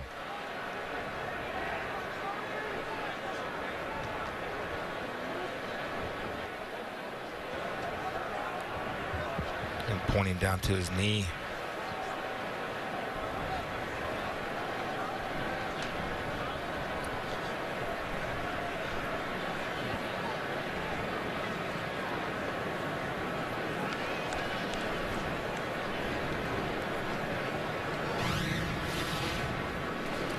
You're going to see right here Longino coming number 32 off the edge. Cam McDaniel with a cut block, and it looks like he just came down in an awkward manner. But again, the cut block is designed for a smaller guy to take down a bigger guy. I think based on the way they were treating him, it might just be a cramp. You hope that's the, well, usually when you get that kind of reaction and you're stretching, that's the case. And yeah, they're trying to get fluids into him, and ordinarily that stretch they had him do a moment ago is what you'd see when they're trying to treat a cramp. He's had a good day today. A sack and 3 tackles for a loss. Well, Todd, Notre Dame still within striking distance. The game has slowed a bit here in the third quarter. And, you know, one thing that kind of jumped out in the first half is what Notre Dame was trying to do with its 5-7 step drop type throws, throwing down the field, going through long progressions. It's not working. So we've got to adjust offensively. And I think the adjustment is, A, more screens, as we saw one of the first plays of this half for Notre Dame. And when you screen, you force the defense to think a little bit more about discipline, staying backside, maintaining their gaps, and the fact that you can throw the ball all over the field. Now, when you do that, they come right back with the short game, which makes a lot of sense. I think 2 things. One, you've got to see when they do roll out Golson, some screens to the backside off of that to really create that misdirection. And secondly, this is the ultimate challenge for a wide receiver. All of these receivers are facing man-to-man coverage, whether it's 0 or 1. They've got to find a way to separate, or nothing else is going to work today. Longino off the field, 1st and 10, Notre Dame. Under 8 minutes to go in the third quarter. Golson stepped up into the pocket, has a man down the middle, and stumbling inside the 10 and down to the 5, Amir Carlisle. Well, when they're going to attack man-to-man coverages, they're going after the safety, Simone. And Amir Carlisle really just runs past him. Simone gets stuck in the dirt and cannot make the movements with Carlisle to make proper coverage and recognition by Golson to hit the soft spot. But that's their target, Simone, number 38. Look for them to exploit that all game long. Carlisle, the former running back, now a slot receiver. They've been able to stay on his feet. Might have been a touchdown. Golson kept it inside the 5 and down to the 3. And the ball out. Was he down? Looks like they're going to mark him down at the 3-yard line.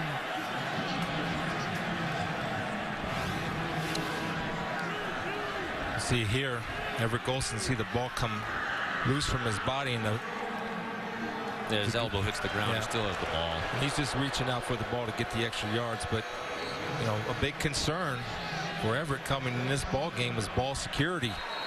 And I think he knew the play was over there. Sure. The 32-yard pass to Carlisle, his first catch of the day, has them on the doorstep again. They were down here at the beginning of the quarter, and Golson threw an interception under duress. Cam McDaniel, the running back.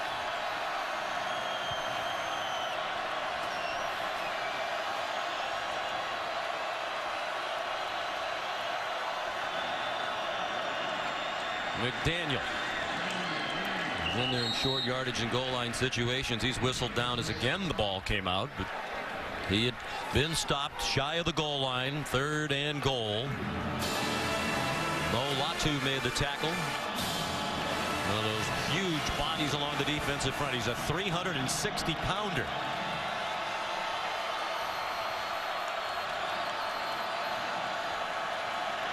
Golson, the offense, looked back for the signals from the sideline, looking into a very bright sun. McDaniel to the goal line. No signal of a touchdown yet, and instead it's going to be 4th down. Well, there's no sign of them stopping blitzing no matter where they are on the field, and they're coming from the outside. And when they come from the outside, the whole defensive line slants away from the blitz and conversely slants in. I wouldn't be surprised if Chuck McFerrin takes a longer look at that one in the replay booth, and he will. We had a good look at it from above, and it looked like when McDaniel took the handoff, he had enough of a crease to get into the end zone. Question is, did he get across the plane before he was down? Tough to see the ball there. Yeah. Now he's smart in trying to sneak that ball across, but I do believe he was a tad short. Wouldn't you think right here he's going to score with that little crease just inside of big number 79, Steve Elmer?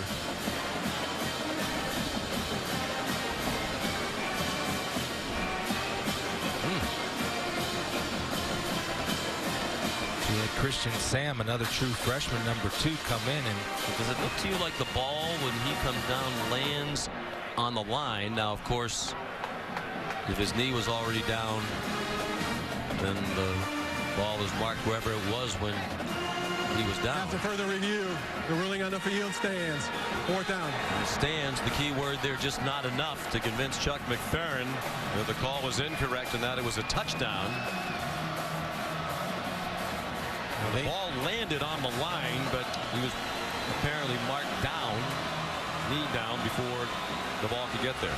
Now, if they go quarterback sneak with Everett Golson under center, he did fumble a snap in the Florida State game. He's taken the majority of snaps from shotgun today.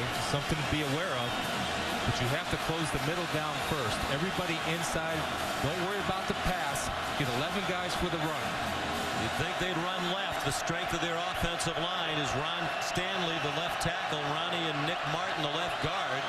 Brian Kelly said more often than not, that's where we'll go in short yardage. McDaniel runs left to the goal line. Touchdown.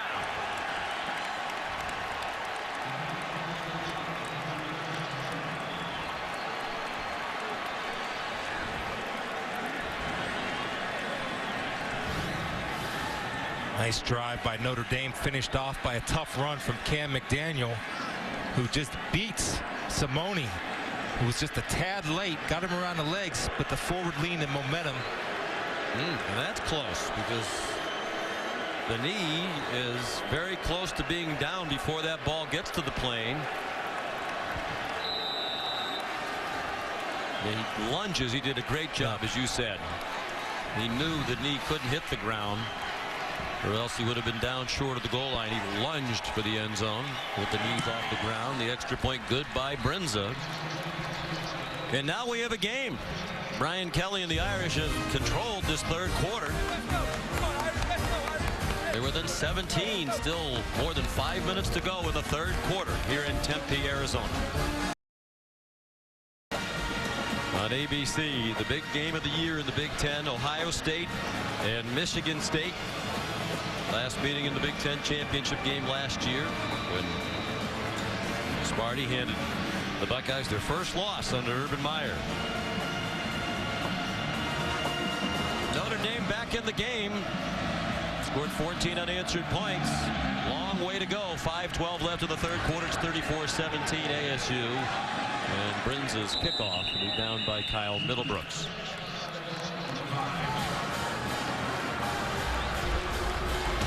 Chris has talked an awful lot today about the poise of Taylor Kelly and also the decision making. Here you're going to see the zone read option. He reads the defensive end, keeps his discipline contained to the outside, hands off inside, and it's worked both ways. He's kept it as well. And then in the passing game, in the pocket, relax, moving up, stepping up with the outside rush, finds the open receivers, on time throwing. Listen, he doesn't have the biggest arm. He's not the fastest quarterback, but the guy's a winner because he does all the little things right. And what they can help to do to get their offense on track is go up tempo to get him back in rhythm. He takes off running and gets the bait. This is the third possession of the second half for Arizona State. They've had 2 3-and-outs after they did not have a single 3-and-out in the first half. I think this is smart to go up tempo, Sean. Trying to get a little momentum and rhythm back. Whoa! The defender, Jalen Smith, came flying through to stop that play for a loss. And there's another big third down, a chance for Notre Dame to keep momentum and force 3 straight 3-and-outs if they can stop a 3rd down and 1. And they need some more big plays from Jalen Smith. He's a superstar in the making. Fast, tough. He needs to step up for his defense. A lot of Notre Dame has outgained Arizona State now in terms of total yardage, but the huge stat in the game, the 4 Notre Dame turnovers. ASU has not coughed it up. And they pick up the first down and more. DJ Foster out to the 40. Taken down by Jalen Smith.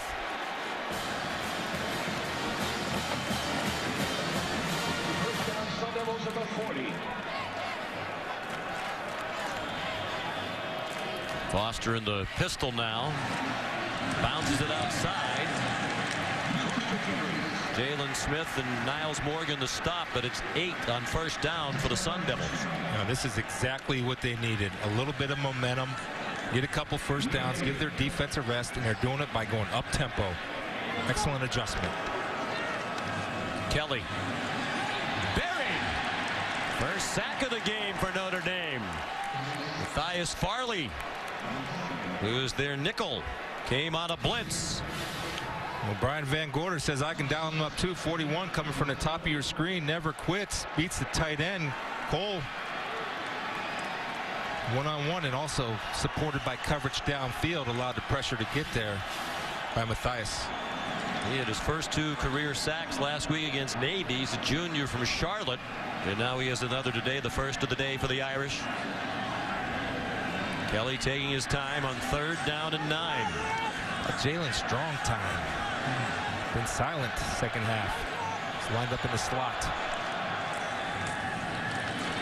And a conservative play call. DJ Foster on an inside run, chopped down by Sheldon Day. And Todd Graham sends the punting unit out. And Chris, it has gone noticeably quieter in this stadium. You get the sense that the fans can sense the shift in momentum. And there is. And I'm going to tell you, when Notre Dame takes the field, they're going to attack the middle of the field, and they're going to try to match up their skill with the safeties of Arizona State. Notre Dame in a safe punt mode, making sure there was no fake. Matt Hawks punt. And a fair catch made by Greg Bryant. 42-yard kick. Notre Dame will start at the 15.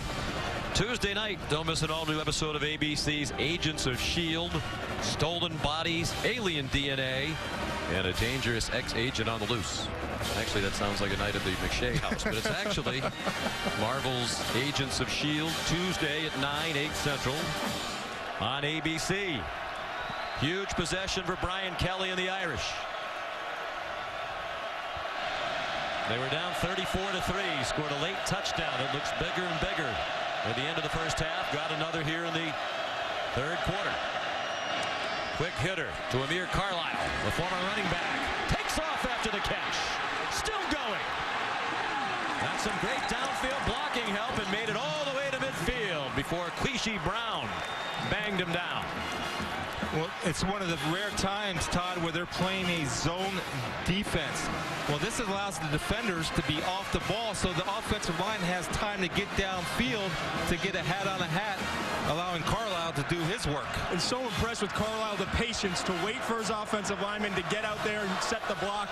So important in the screen game that you allow those blocks to get set up. He did that there, and that's the reason he had a big run. They come after Golson all out. Well blocked. Caught. Ben Koyak, the tight end. Inside the 30. Well, they're going, Sean. They're going to the screen, they're coming back, and they're attacking the middle of the field because they finally figured out and identified where they can exploit. Nice catch, by the way, by Koyak. Look at that beauty, turning those hips. But that's the weakness of this defense. And if the pressure's not getting there, they have time to get open. 23-yard completion. Mokiola made the tackle. Irish quickly on the move from their own 15. Golson couldn't find anybody open. Turned it into a positive gainer. Tayshawn Smallwood made the tackle. The largest deficit Notre Dame has ever overcome was in that historic Cotton Bowl game against Houston. Pretty good quarterback in that game, Joe Montana. Wasn't feeling well, still brought him back from a 22-point deficit. They were down 34-3 today. Long way to go, though, before they're rivaling that comeback. Final minute of the third quarter. Good catch. Again by Koyak. The latest in a long line of terrific tight ends. Each of the last 5 starting tight ends for Notre Dame is in the National Football League. Well, at 6'5", it's just a mismatch of 254 pounds going against the smaller Moyoka. Two of those 5 play right down the road for the Arizona Cardinals. John Carlson and Troy Nicholas, fine tight ends. For the 7-1 Cardinals, these are great times to be a football fan in the Valley. Golson throws on the run. Crowd wanted a holding penalty. It was intended for C.J. Prosise. Tashawn Smallwood pushed his way through the middle, forcing Golson to go out. Big number 90, true freshman. And they have an argument for a holding call or a face mask or yeah, whatever you want. And they just missed it. And remember, they're operating without a center judge in this ball game. That's the extra official behind the line of scrimmage. Is not present for this crew. An ACC officiating crew. They ordinarily have 8, but the Pac-12 uses 7 officials, so that apparently was a compromise. Marcus Hardison knocks down the pass. And here's a big 3rd down and 10 on what will likely be the last play of the third quarter. Hardison's been a star. He's had an interception. And he deflected a pass that was picked off and returned for a touchdown. Yeah, 2 block shots. And so in order to stop him from knocking passes down, you have to cut him. He's 6'4", 300 pounds. He was a quarterback growing up in Florida until his junior year in high school. He didn't want to play football. One of his youth coaches said, you have to play football. Look at the size of you. You can play any position you want. He said, okay, I'll be a quarterback. Made the transition to defense and is now an outstanding player. All out blitz. And the pass over the middle incomplete in the general direction to Ben Koyak. And we head to the fourth quarter. The third was dominated by Notre Dame. They outgained the Sun Devils 198-32 to make a game of it. They'll likely try to kick a field goal to get within 2 scores as we go to the fourth.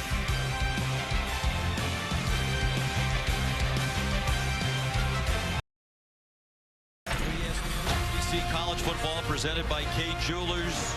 Sun Devil Stadium, Tempe, Arizona, onto the fourth quarter, and a big kick here for Kyle Brinza.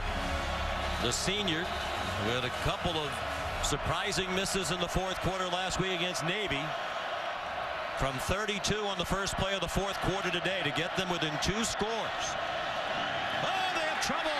The holder, Hunter Smith, couldn't hang on to the ball.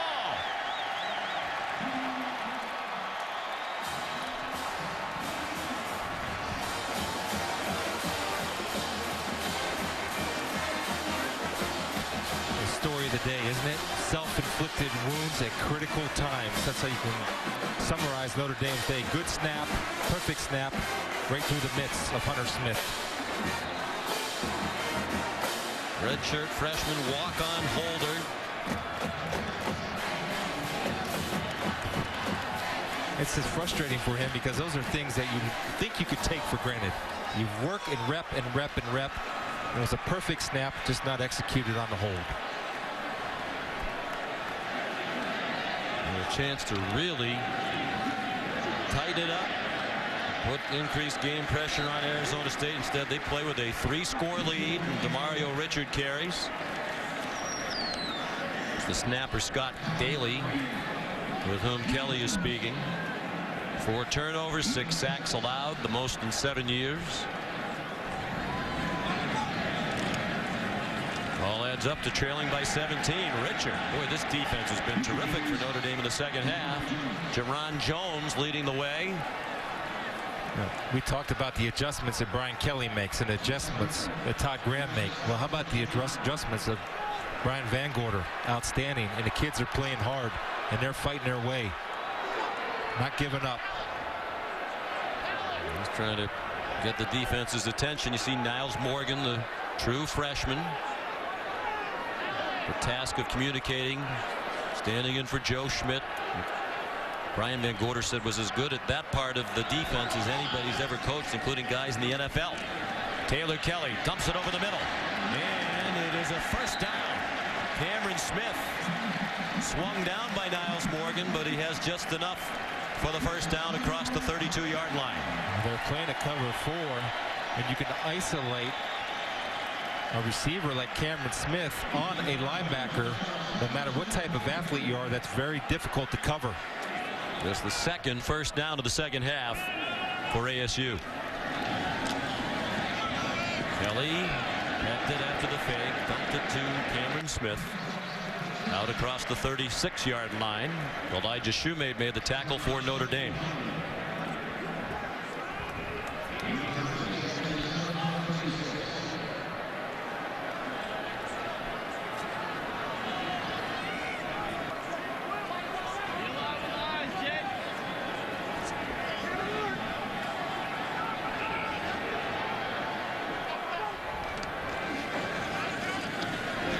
Similar play.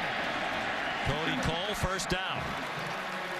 Out of bounds at the 45-yard line with Jalen Smith nearest for Notre Dame.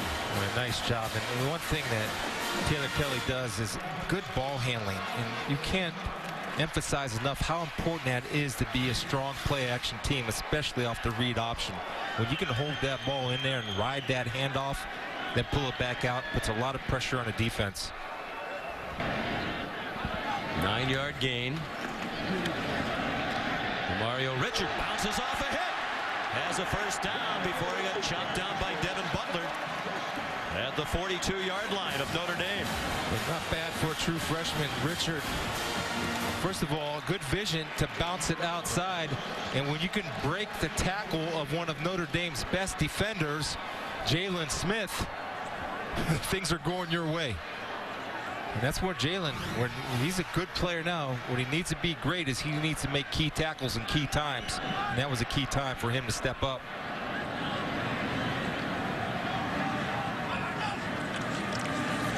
Again, they come after Taylor Kelly. Dodges the rush for a moment, throws down the field, intercepted. Matthias Farley, the first takeaway for Notre Dame. And he's tackled in midfield. Cody Cole, the tight end, made the tackle. Well, the first big mistake made by Arizona State. So you got to be smart here, right? Protect the football. When you got a chance to pick up some yards with your feet, choose to do so. The one thing you do not want to choose to do, Todd McShay, is throw across your body back to the middle of the field. And I was standing right behind him along the numbers near the sideline. I saw exactly what he saw. It did look like the receiver is open, but you learn as a quarterback when you can't see back to your left because there's so much traffic, don't make that throw. And he knows better than that. It's very rare to see Kelly make that kind of mistake in this situation. Third interception of the year for Farley. That's 11 games in a row with at least one interception for Notre Dame, dating back to last year. From midfield, Golson a lot of time. Lost one down the far sideline. Cam McDaniel. Wrapped up at the 26 by Jordan Simone. 24-yard gain. It took a little while to recognize a running back on a defensive lineman, but when they did, you get big success. 94, Cherry's going to be trying to cover Cam McDaniel. Everett Golson then recognizes it finally, and Cam McDaniel keeps his route alive. So many mistakes, and yet Notre Dame's in the game. Sidearm throw intended for Amir Carlisle. And how big does that botched field goal a moment ago look now? And they're in a game because they're able to rattle off some big bunch plays, big yards, as you see Hunter Smith contemplating, hoping he gets another chance to redeem himself. 11-11 to go, fourth quarter. Notre Dame once down 34-3. Now down 34-17. 364 yards passing for Everett Golson. Notre Dame has rushed for only 23 yards. Play clock running down. Golson runs. Nice moves. And fights for the first down inside the 15. Credit the tackle to Lloyd Carrington. I want you to watch the end of this play as Everett Golson does not force one into the middle of the field because Carlisle was his receiver that he did have open. But watch him switch hands with the football. See that? That's just to protect the football. And that's being smart and making sure you have good ball security, because if he doesn't, you see Carrington coming to try to rip it out of there. 11-yard gain. First and 10 from the 15. McDaniel trying to run through the blitz, powering his way down inside the 5 to the 3-yard line. Well, he hates to be called Mr. Reliable. So what I'll call him here is Mr. Tough Guy, because he's running over people and fighting for the Irish to get the extra yards. His carry's been weighed down in recent weeks as Folston has taken over. He's made some important plays during this Notre Dame rally. That's a 12-yard gain, first and goal. McDaniel again. And you see Golson gesturing to the sideline. Let's get this operation going a little bit faster. This is valuable time ticking off. They're still 3 scores down. Under 10 minutes to go. McDaniel stopped at the line. Golson in there trying to shove him along. Viso, number 58, Sean, comes up, and I love what he does. He tackles high because he knows that McDaniel on the last touchdown lunges forward. That way he cannot go over the top. Good heads-up play by Viso. And a big stop because at the very least it takes another 30 seconds or so off the clock.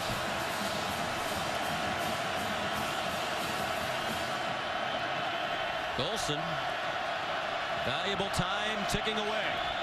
Third and goal. McDaniel blasted, still got into the end zone. He took a big hit from the hard hitter Longino and went forward into the end zone, and Notre Dame's within 2 scores. How big has McDaniel been in this half? And not only his running this last series, but more importantly, the pass protection that he's provided for Everett Golson to give him time. They've completely taken Tarian Folston out of the game because that young man is solid all around. He's their short yardage guy. They list him at 205 pounds.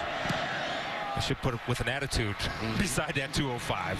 Brinz's extra point makes it a 10-point game. Still 9:12 to go. Second touchdown of the game for the senior from Texas.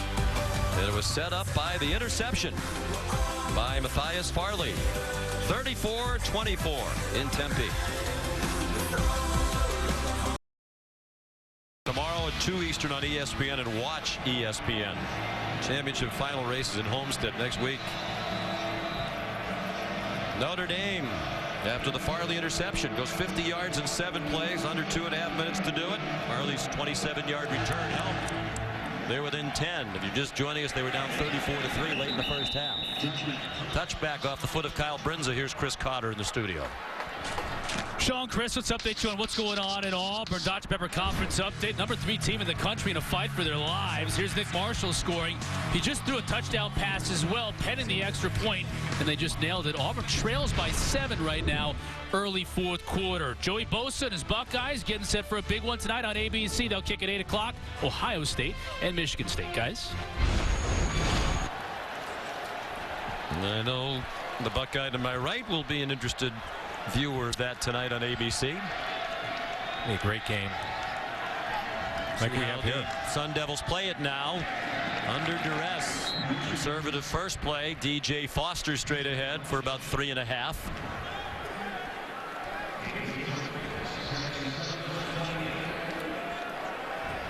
Notre Dame's able to get some fresh bodies in there. True freshman Grant Blankenship, number 92, is now on the defensive end.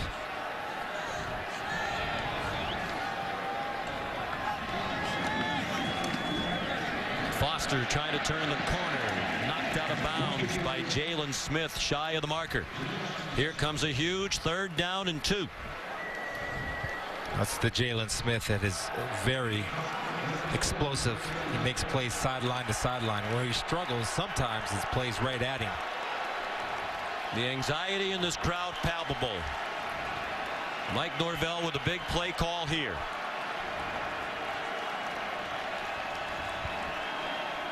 Notre Dame defense has been outstanding in the second half. Arizona State has not scored in this half, and it's Demario Richard. It looks like he's going to be marked down short of the 35, and it'll be 4th down. Justin Utupo, the graduate student. What a play by Justin, not giving up, defeating his man one-on-one, getting around the legs. Well, the punting team is coming on.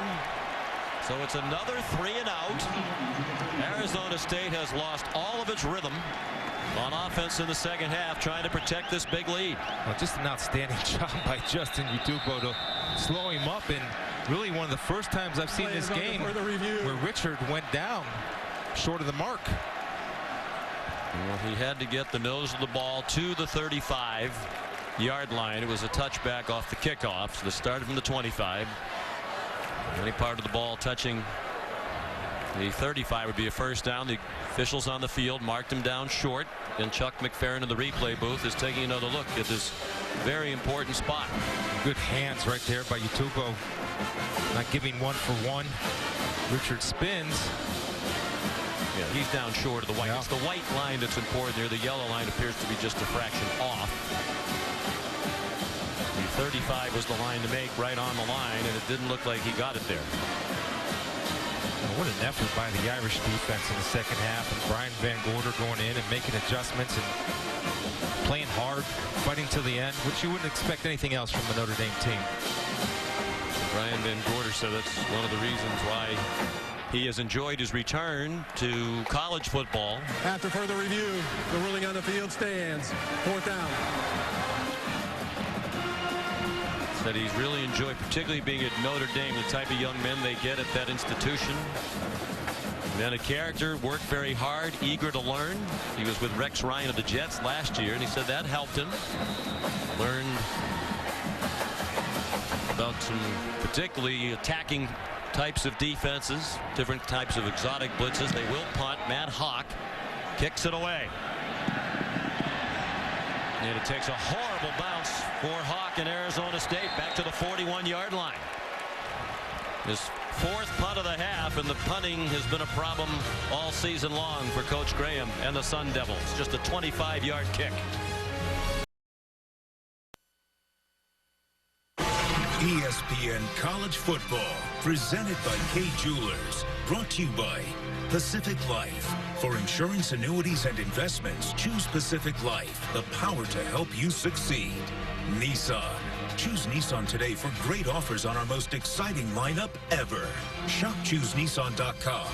And Dr. Pepper, always one of a kind. We salute the troops all week long on ABC and ESPN. You saw pictures of members of the armed forces all over the world displaying Notre Dame's colors, rooting on the Irish here at home and abroad, and with much more hope now than they had earlier when their team trailed 34-3. It's 34-24, 7:18 to go. Everett Golson and the Irish from the 41. Blitz picked up, deep throw, caught at the 25-yard line by Chris Brown. The 7th play of the second half of 20 yards or more for the Irish offense. Well, my MVP of the game is number 33, Cam McDaniel, because he's the one that picks up the blitz that allows Everett Golson, Todd, to step into the throw down the middle of the field. And Golson recognized that the safety came up late on that side of the field, and that created the one-on-one for him to take a shot vertically. 34-yard gain.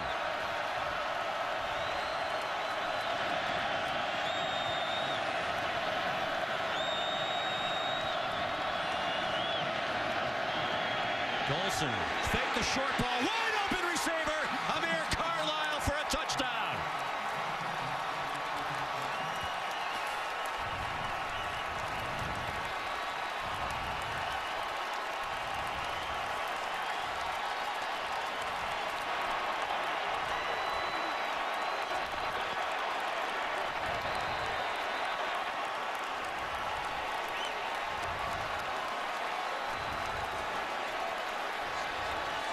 And Todd Graham says we're all about attacking. That's what we do on defense, and they play an attack style of offense. Well, they haven't been in all-out attack mode here in the second half, and now they're on their heels. And then some. Brins' extra point makes it a 3-point game. Still 6:37 to go, and all 3 timeouts remaining for the Fighting Irish of Notre Dame, who've now scored 28 unanswered points. Just 2 plays to go 59 yards on that drive. Aerial coverage of today's game that is quickly turning into a classic, brought to you by DirecTV. You call yourself a sportsman, you got to get DirecTV. We have to stay tuned for the final 6:37. Arizona State looked like they were going to knock out Notre Dame very early in the game. They led 34-3. An Irish touchdown late in the first half changed momentum, and now the Irish trying to pull off the biggest comeback in school history. And that's a lot of proud history. Kyle Brinza kicks off. With 6:37 to go, he almost split the uprights. In this type of situation, 7 minutes left to go in the game, you do not play zero coverage. I understand if you want to blitz, but you play with a safety behind you. And also, if you have man coverage, play your man. Randall jumps the screen, leaving Carlisle alone, Todd. And one of the things we talked about early in the second half, get back to that screen game. And the screen game has really taken away some of the pressure and also set up that big touchdown. Somebody was supposed to cover Carlisle. Nobody did. Now just a 3-point lead in an offense that had a hard time getting going here in the second half. DJ Foster bounces off some tackles. Gets a first down. Max Redfield finally got him on the ground at the 39-yard line. Gain of 14. You have to get some type of rhythm. Give your defense a rest at least, and then get another 3 and out. DJ Foster turns the corner again. And he's into Notre Dame territory. Walked along the sideline, stayed in bounds all the way to the 46-yard line of Notre Dame. Watch at the end of this, Sean. Devin Butler has a chance to take him out of bounds, and it's going to be a big swing and a miss. Excuse me, that was number 10, Max Redfield. Watch number 10 come into your picture. You got to take him out of bounds to stop the clock. You can't do that and throw a swing and a miss and avoid contact. That's being shy and scared. Make a play for your team and knock them out of bounds. Man. Gains of 14 and 15 for Arizona State. Irish came on a blitz. Foster inside the 45. Taken down by Andrew Trumbetti. I just wonder, Sean, do you always feel safe up there? Well, I mean, that's a clear violation of the code of conduct of a football player. Hit him. I did move a step or two further away from Chris. Smart move. He was analyzing that play by Max Redfield, or the lack of play from Max Redfield. It's a lack of contact. You're a defensive player. You wear that Notre Dame helmet with some pride. Hit him. Taylor Kelly, veteran quarterback. His experience and poise will be tested as a man wide open. DeMario Richard down the sideline, inside the 10 and knocked out of bounds by Drew Tranquil.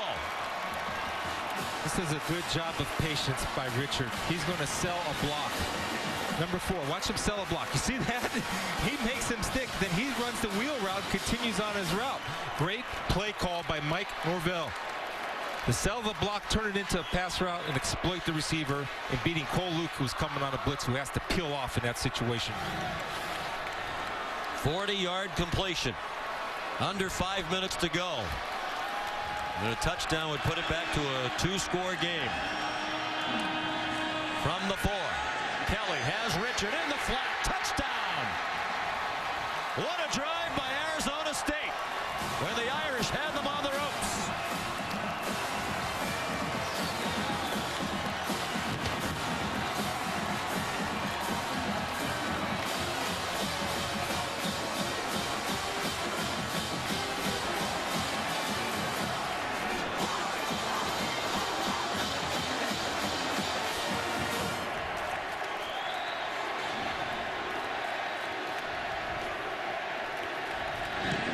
Extra point up and good by Zane Gonzalez.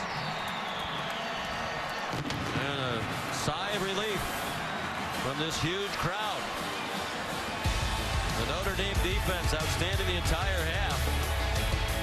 Could not stop anything on that drive by Arizona State. It's back to a 10-point lead.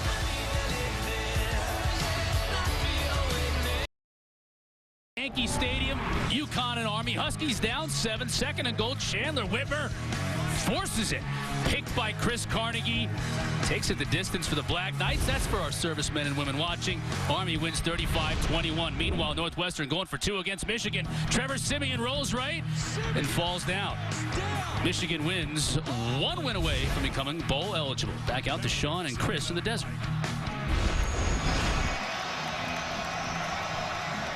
Where Arizona State just mounted a 5-play, 75-yard drive, and Notre Dame's string of 28 unanswered points.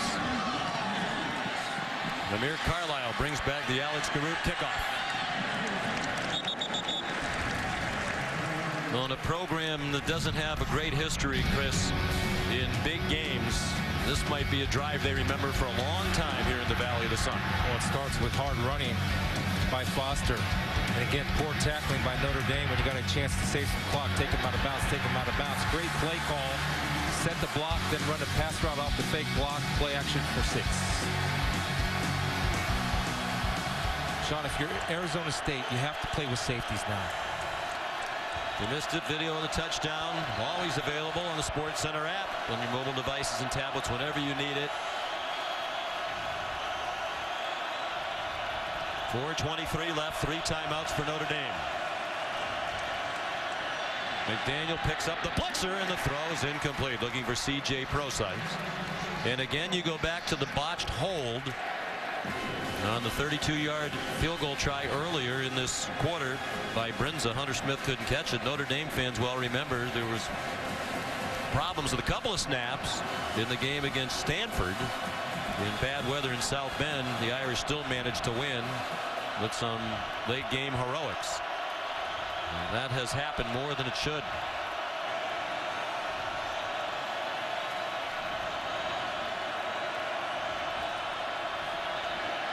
Golson zips one, caught. Corey Robinson, son of the Basketball Hall of Famer David Robinson. You can see him getting better and better with every week. He's to the 46 and a first down. Well, it starts with the protection. They're playing zone to prevent anything over the top. That was a too deep look. They're just trying to prevent the quick strike from the Fighting Irish. Not just the problem on the field goal try, but the 4 turnovers, and the one Golson will probably really remember is when it looked like they were going to score early in the half. They ended at the 7-yard line of Arizona Robinson right into the hands of Lloyd Carrington, who might deliver an exclamation point on one of the biggest wins in Arizona State history.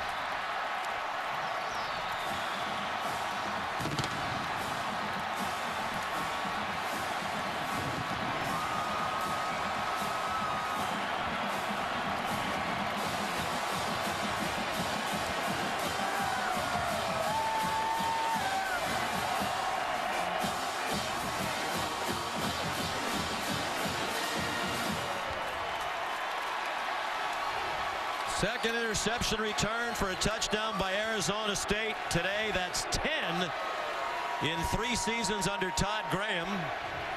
Most in the country during that time. 5th Notre Dame turnover, the 4th interception thrown by Golson. I think Coach Graham might be a little bit happier given what just happened. Lloyd Carrington chatting with the coach. And this one's on Robinson. Yeah, great throw by Golson, and just again unforced errors, critical errors by Notre Dame. 58-yard return by the redshirt junior from Dallas. He's had a nice game today. Jake approves. The Snake. We talk about the history of the program. Of course, he was part of some terrific history. Brought them to the Rose Bowl. They lost a close one to Arizona State under the late Bruce Snyder. But Todd Graham is 6-6 against ranked teams as the ASU coach entering today. Prior to his arrival, they were 5-41 against ranked opponents in the previous 46 games. And even under Graham, when they played teams in the top 11 in the country, they lost all 4 by a total of 95 points. Of course, they got blown out here in the Pac-12 championship game against Stanford right here in their home field at the end of last season. They're trying to change the culture, says Todd Graham. They're trying to change the history. And this could be a big step in the ascension of this program if they can hang on now to a 17-point lead. 58-yard interception return for a score has given them a 17-point lead as we look at the Pacific Life game summary. They had cut down on the mistakes in the second half, but they didn't totally eliminate them. And when you're as far behind as Notre Dame was, 34-3 at one point, you just can't afford to keep making them. Valiant comeback, but it's going to come up short, almost certainly. Just an outstanding job again by Arizona State. And what I like, Sean, is that they answered, as you said, rightfully so. The momentum certainly switched. And what Arizona State counter with? A drive right down the field offensively. Then when they get the ball, when Notre Dame gets the ball back again, that man dials up a little man-to-man coverage. They get a pick 6. Todd Graham said yesterday, it's not the most talented team I've coached, but it's the best team. The combination of everything working together, the belief, the character. Golson surrounded in the pocket and missed Ben Koyak. It'll be 2nd and 10.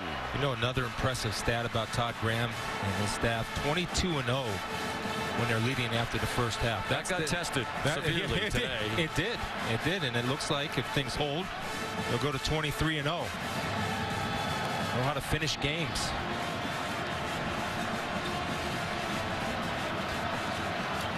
Well, he's very familiar with facing the Fighting Irish of Notre Dame. This is the 4th time in the last 5 seasons that he's faced Notre Dame at 3 different schools. Tulsa, Pittsburgh, and now for the 2nd year in a row coaching ASU against Notre Dame. Golson in a crowd. The throwing motion hampered, trying to throw a deep strike to Will Fuller with Queasy Brown in coverage.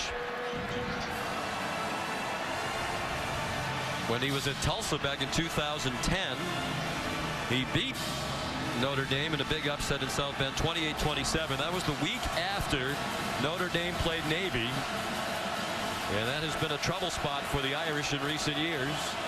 He lost a close one when he was the coach at Pittsburgh for that 1 year in 2011. And the Irish won the thriller 37-34 in Arlington, Texas last year. Golson, really a Hail Mary effort there for Amir Carlisle. Armand Perry in coverage.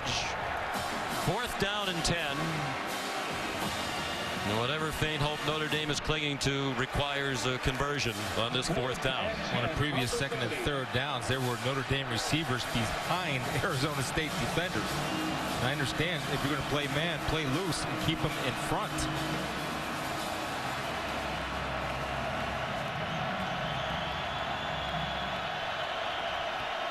Career high 444 yards passing for Golson, but 4 interceptions. But as we said, he started the day with the lowest interception rate in his career of any Notre Dame quarterback. They come after him, trying to deliver the knockout punch.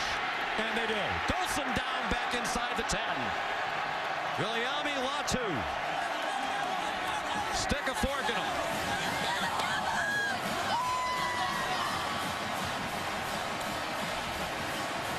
Seven sacks for the Arizona State defense. And again, if they don't stop, they're going to blitz. They bring 6. Everett Golson's forced to bail. Then Latu ought to make a play for the Sun Devils. And this is a defense that gave up 62 points here in their only loss of the season at UCLA. You mentioned earlier, Chris, a lot of things changed. They were playing very talented but inexperienced freshmen at the beginning of the year who really didn't grasp all of the concepts of the defense. Caught out of position too many times. Kelly now. Looked like there was movement along the offensive line. There was. So they went back to veteran players who maybe weren't as physically talented but knew the system. False start. Offense. Number 87. 5-yard penalty. Still 1st down. And they stopped giving up big plays. The first 4 games of the year, they gave up 10 plays of 40 yards or more. The most recent 4 prior to today, only 1 play of 40 yards or more. And what they tried to do was go with a little bit of a lighter defensive line. That did not work out, so they moved size in there. And also, Sean, they tackled better, and they admit they tackled poorly. And when you combine getting blown off the ball, mental mistakes, not tackling, that's why you give up 62 points, and they improved on all of that drastically, I might add. Boston just dancing around. See if Notre Dame uses its timeouts. So far, no indication from Brian Kelly as the clock runs under 3 minutes to go.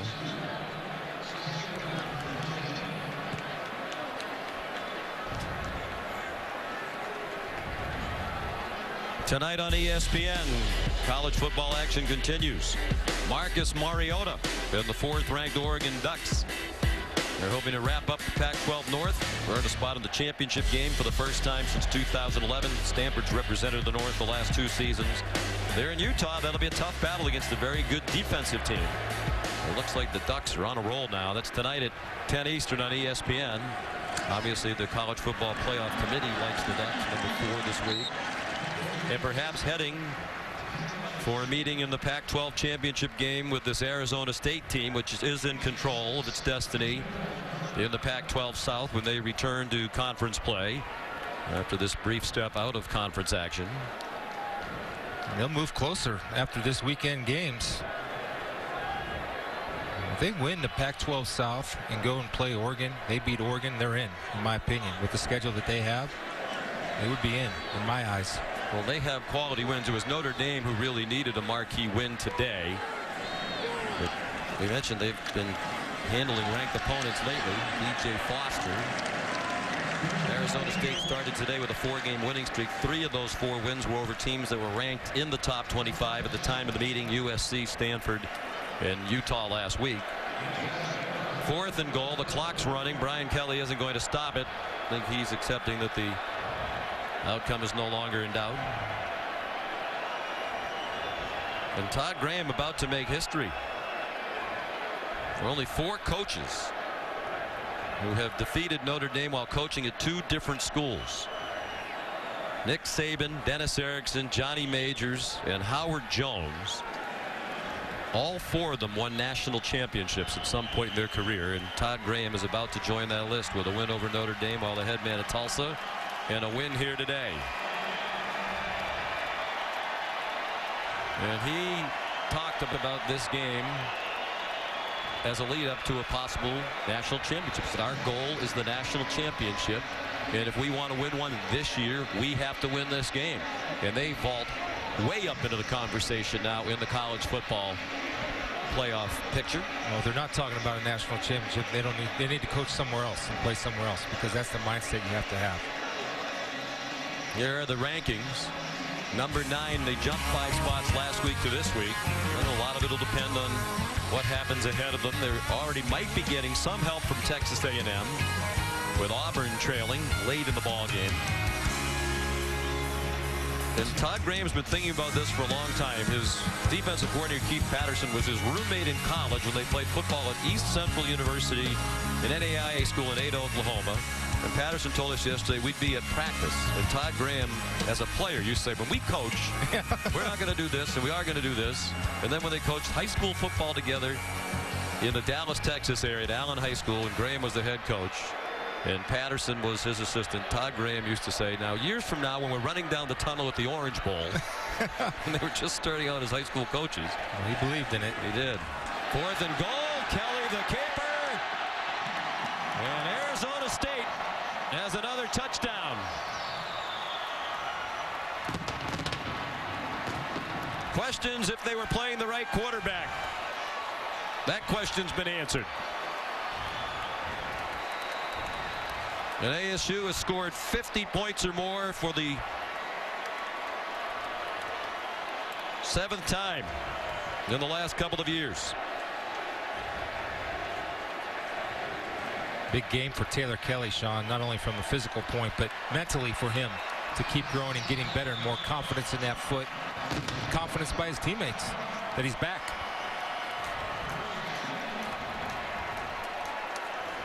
Flags down. 50-plus points 6 times last year to set the school record. Another 50-point game today. Number 94, that 15-yard penalty assessed on the kickoff.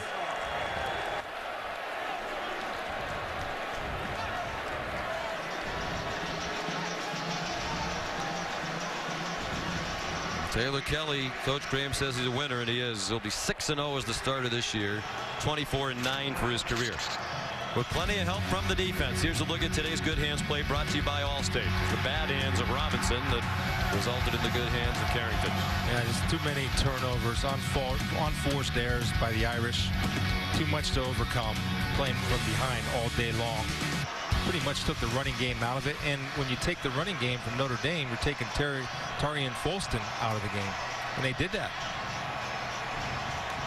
For Notre Dame, Chris, you talk about the impact of playing that option team in Navy. This will be now an 8-year span during which Notre Dame will be 2-6 the week after facing the midshipmen. That includes that loss to Todd Graham's Tulsa squad back in 2010. Tough. I mean, playing Navy, nobody likes to play them. I mean, I talked to Urban Meyer. We talked to Urban Meyer this year about playing Navy, and they're a pain because you have to change your whole defense and you get out of your rhythm in which you're teaching and coaching. Diving at your legs all day long. Yeah. It can be physically taxing as well. And it's not just the Irish. The 7 teams Navy faced this season, and then that team played the following week. 6 of them have lost. The only team this year that's won the very next week after playing Navy was Rutgers. And the crowd roars as Garut tried to knock one through the uprights. Here's Chris Cotter back in the studio. All right, over on ESPN, Florida State and Virginia. The Noles getting on the board early and making it look easy. Carlos Williams putting FSU up 7-0. And coming up on ABC at 8 o'clock, Connor Cook guiding the nation's 4th highest scoring offense. Big man on campus against the Ohio State Buckeyes. Again, they'll kick 8 o'clock coming up on ABC. Guys. Showdown Saturday, and that is another huge showdown. Malik Zaire in a quarterback. So Arizona State will go to 8-1. It'll be interesting, Chris, when the College Football Playoff Committee talks about their merits. For one loss, they gave up 62 points. Here's the remaining schedule. They'd like to win out. They have the Territorial Cup game with their rival Arizona down in Tucson to close out the regular season.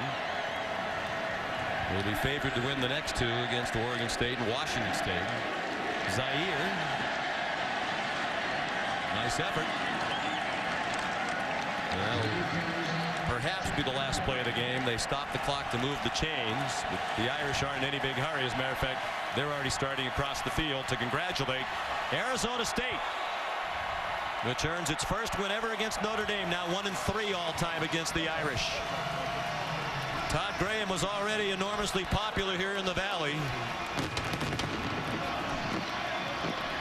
Their first win against a top 10 opponent since 2002, when they defeated Oregon.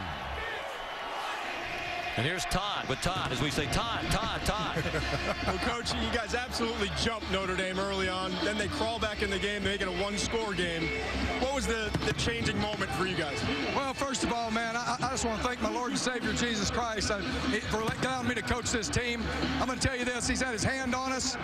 Our guys, unbelievable today and how they played. Notre Dame, hats off to them. They came battling back, an incredible football team. But, man, we've got a heck of a football team. It's a great day to be a Sun Devil. You held him to 27 yards rushing and obviously gave him a lot of problems. Everett Golson in the quarterback position with all the blitzes. Did you expect to be as dominant as you were for the majority of this game on that side? We wanted to make a statement. You know, these guys, early in the season, they talked about all the guys we graduated. It ain't about our defense or offense. We want to make a statement that Arizona State is a real football team and a real contender. And just proud of our guys, proud of our coaches. Great plan. You're one of 4 coaches now to beat Notre Dame at 2 different schools. But how big is it for this program? Man, this was huge. This is the biggest win maybe in the 3 years we've been here during the regular season, especially in a non-conference game. Big win for us, big statement for our program.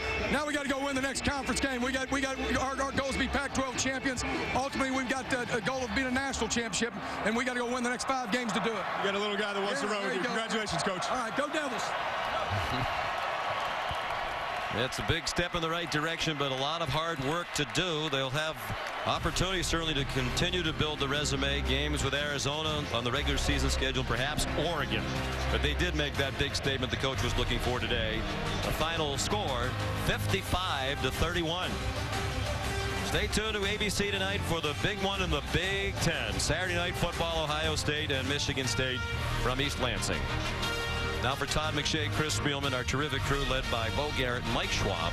Sean McDonough, so long from Jubilant Tempe, Arizona.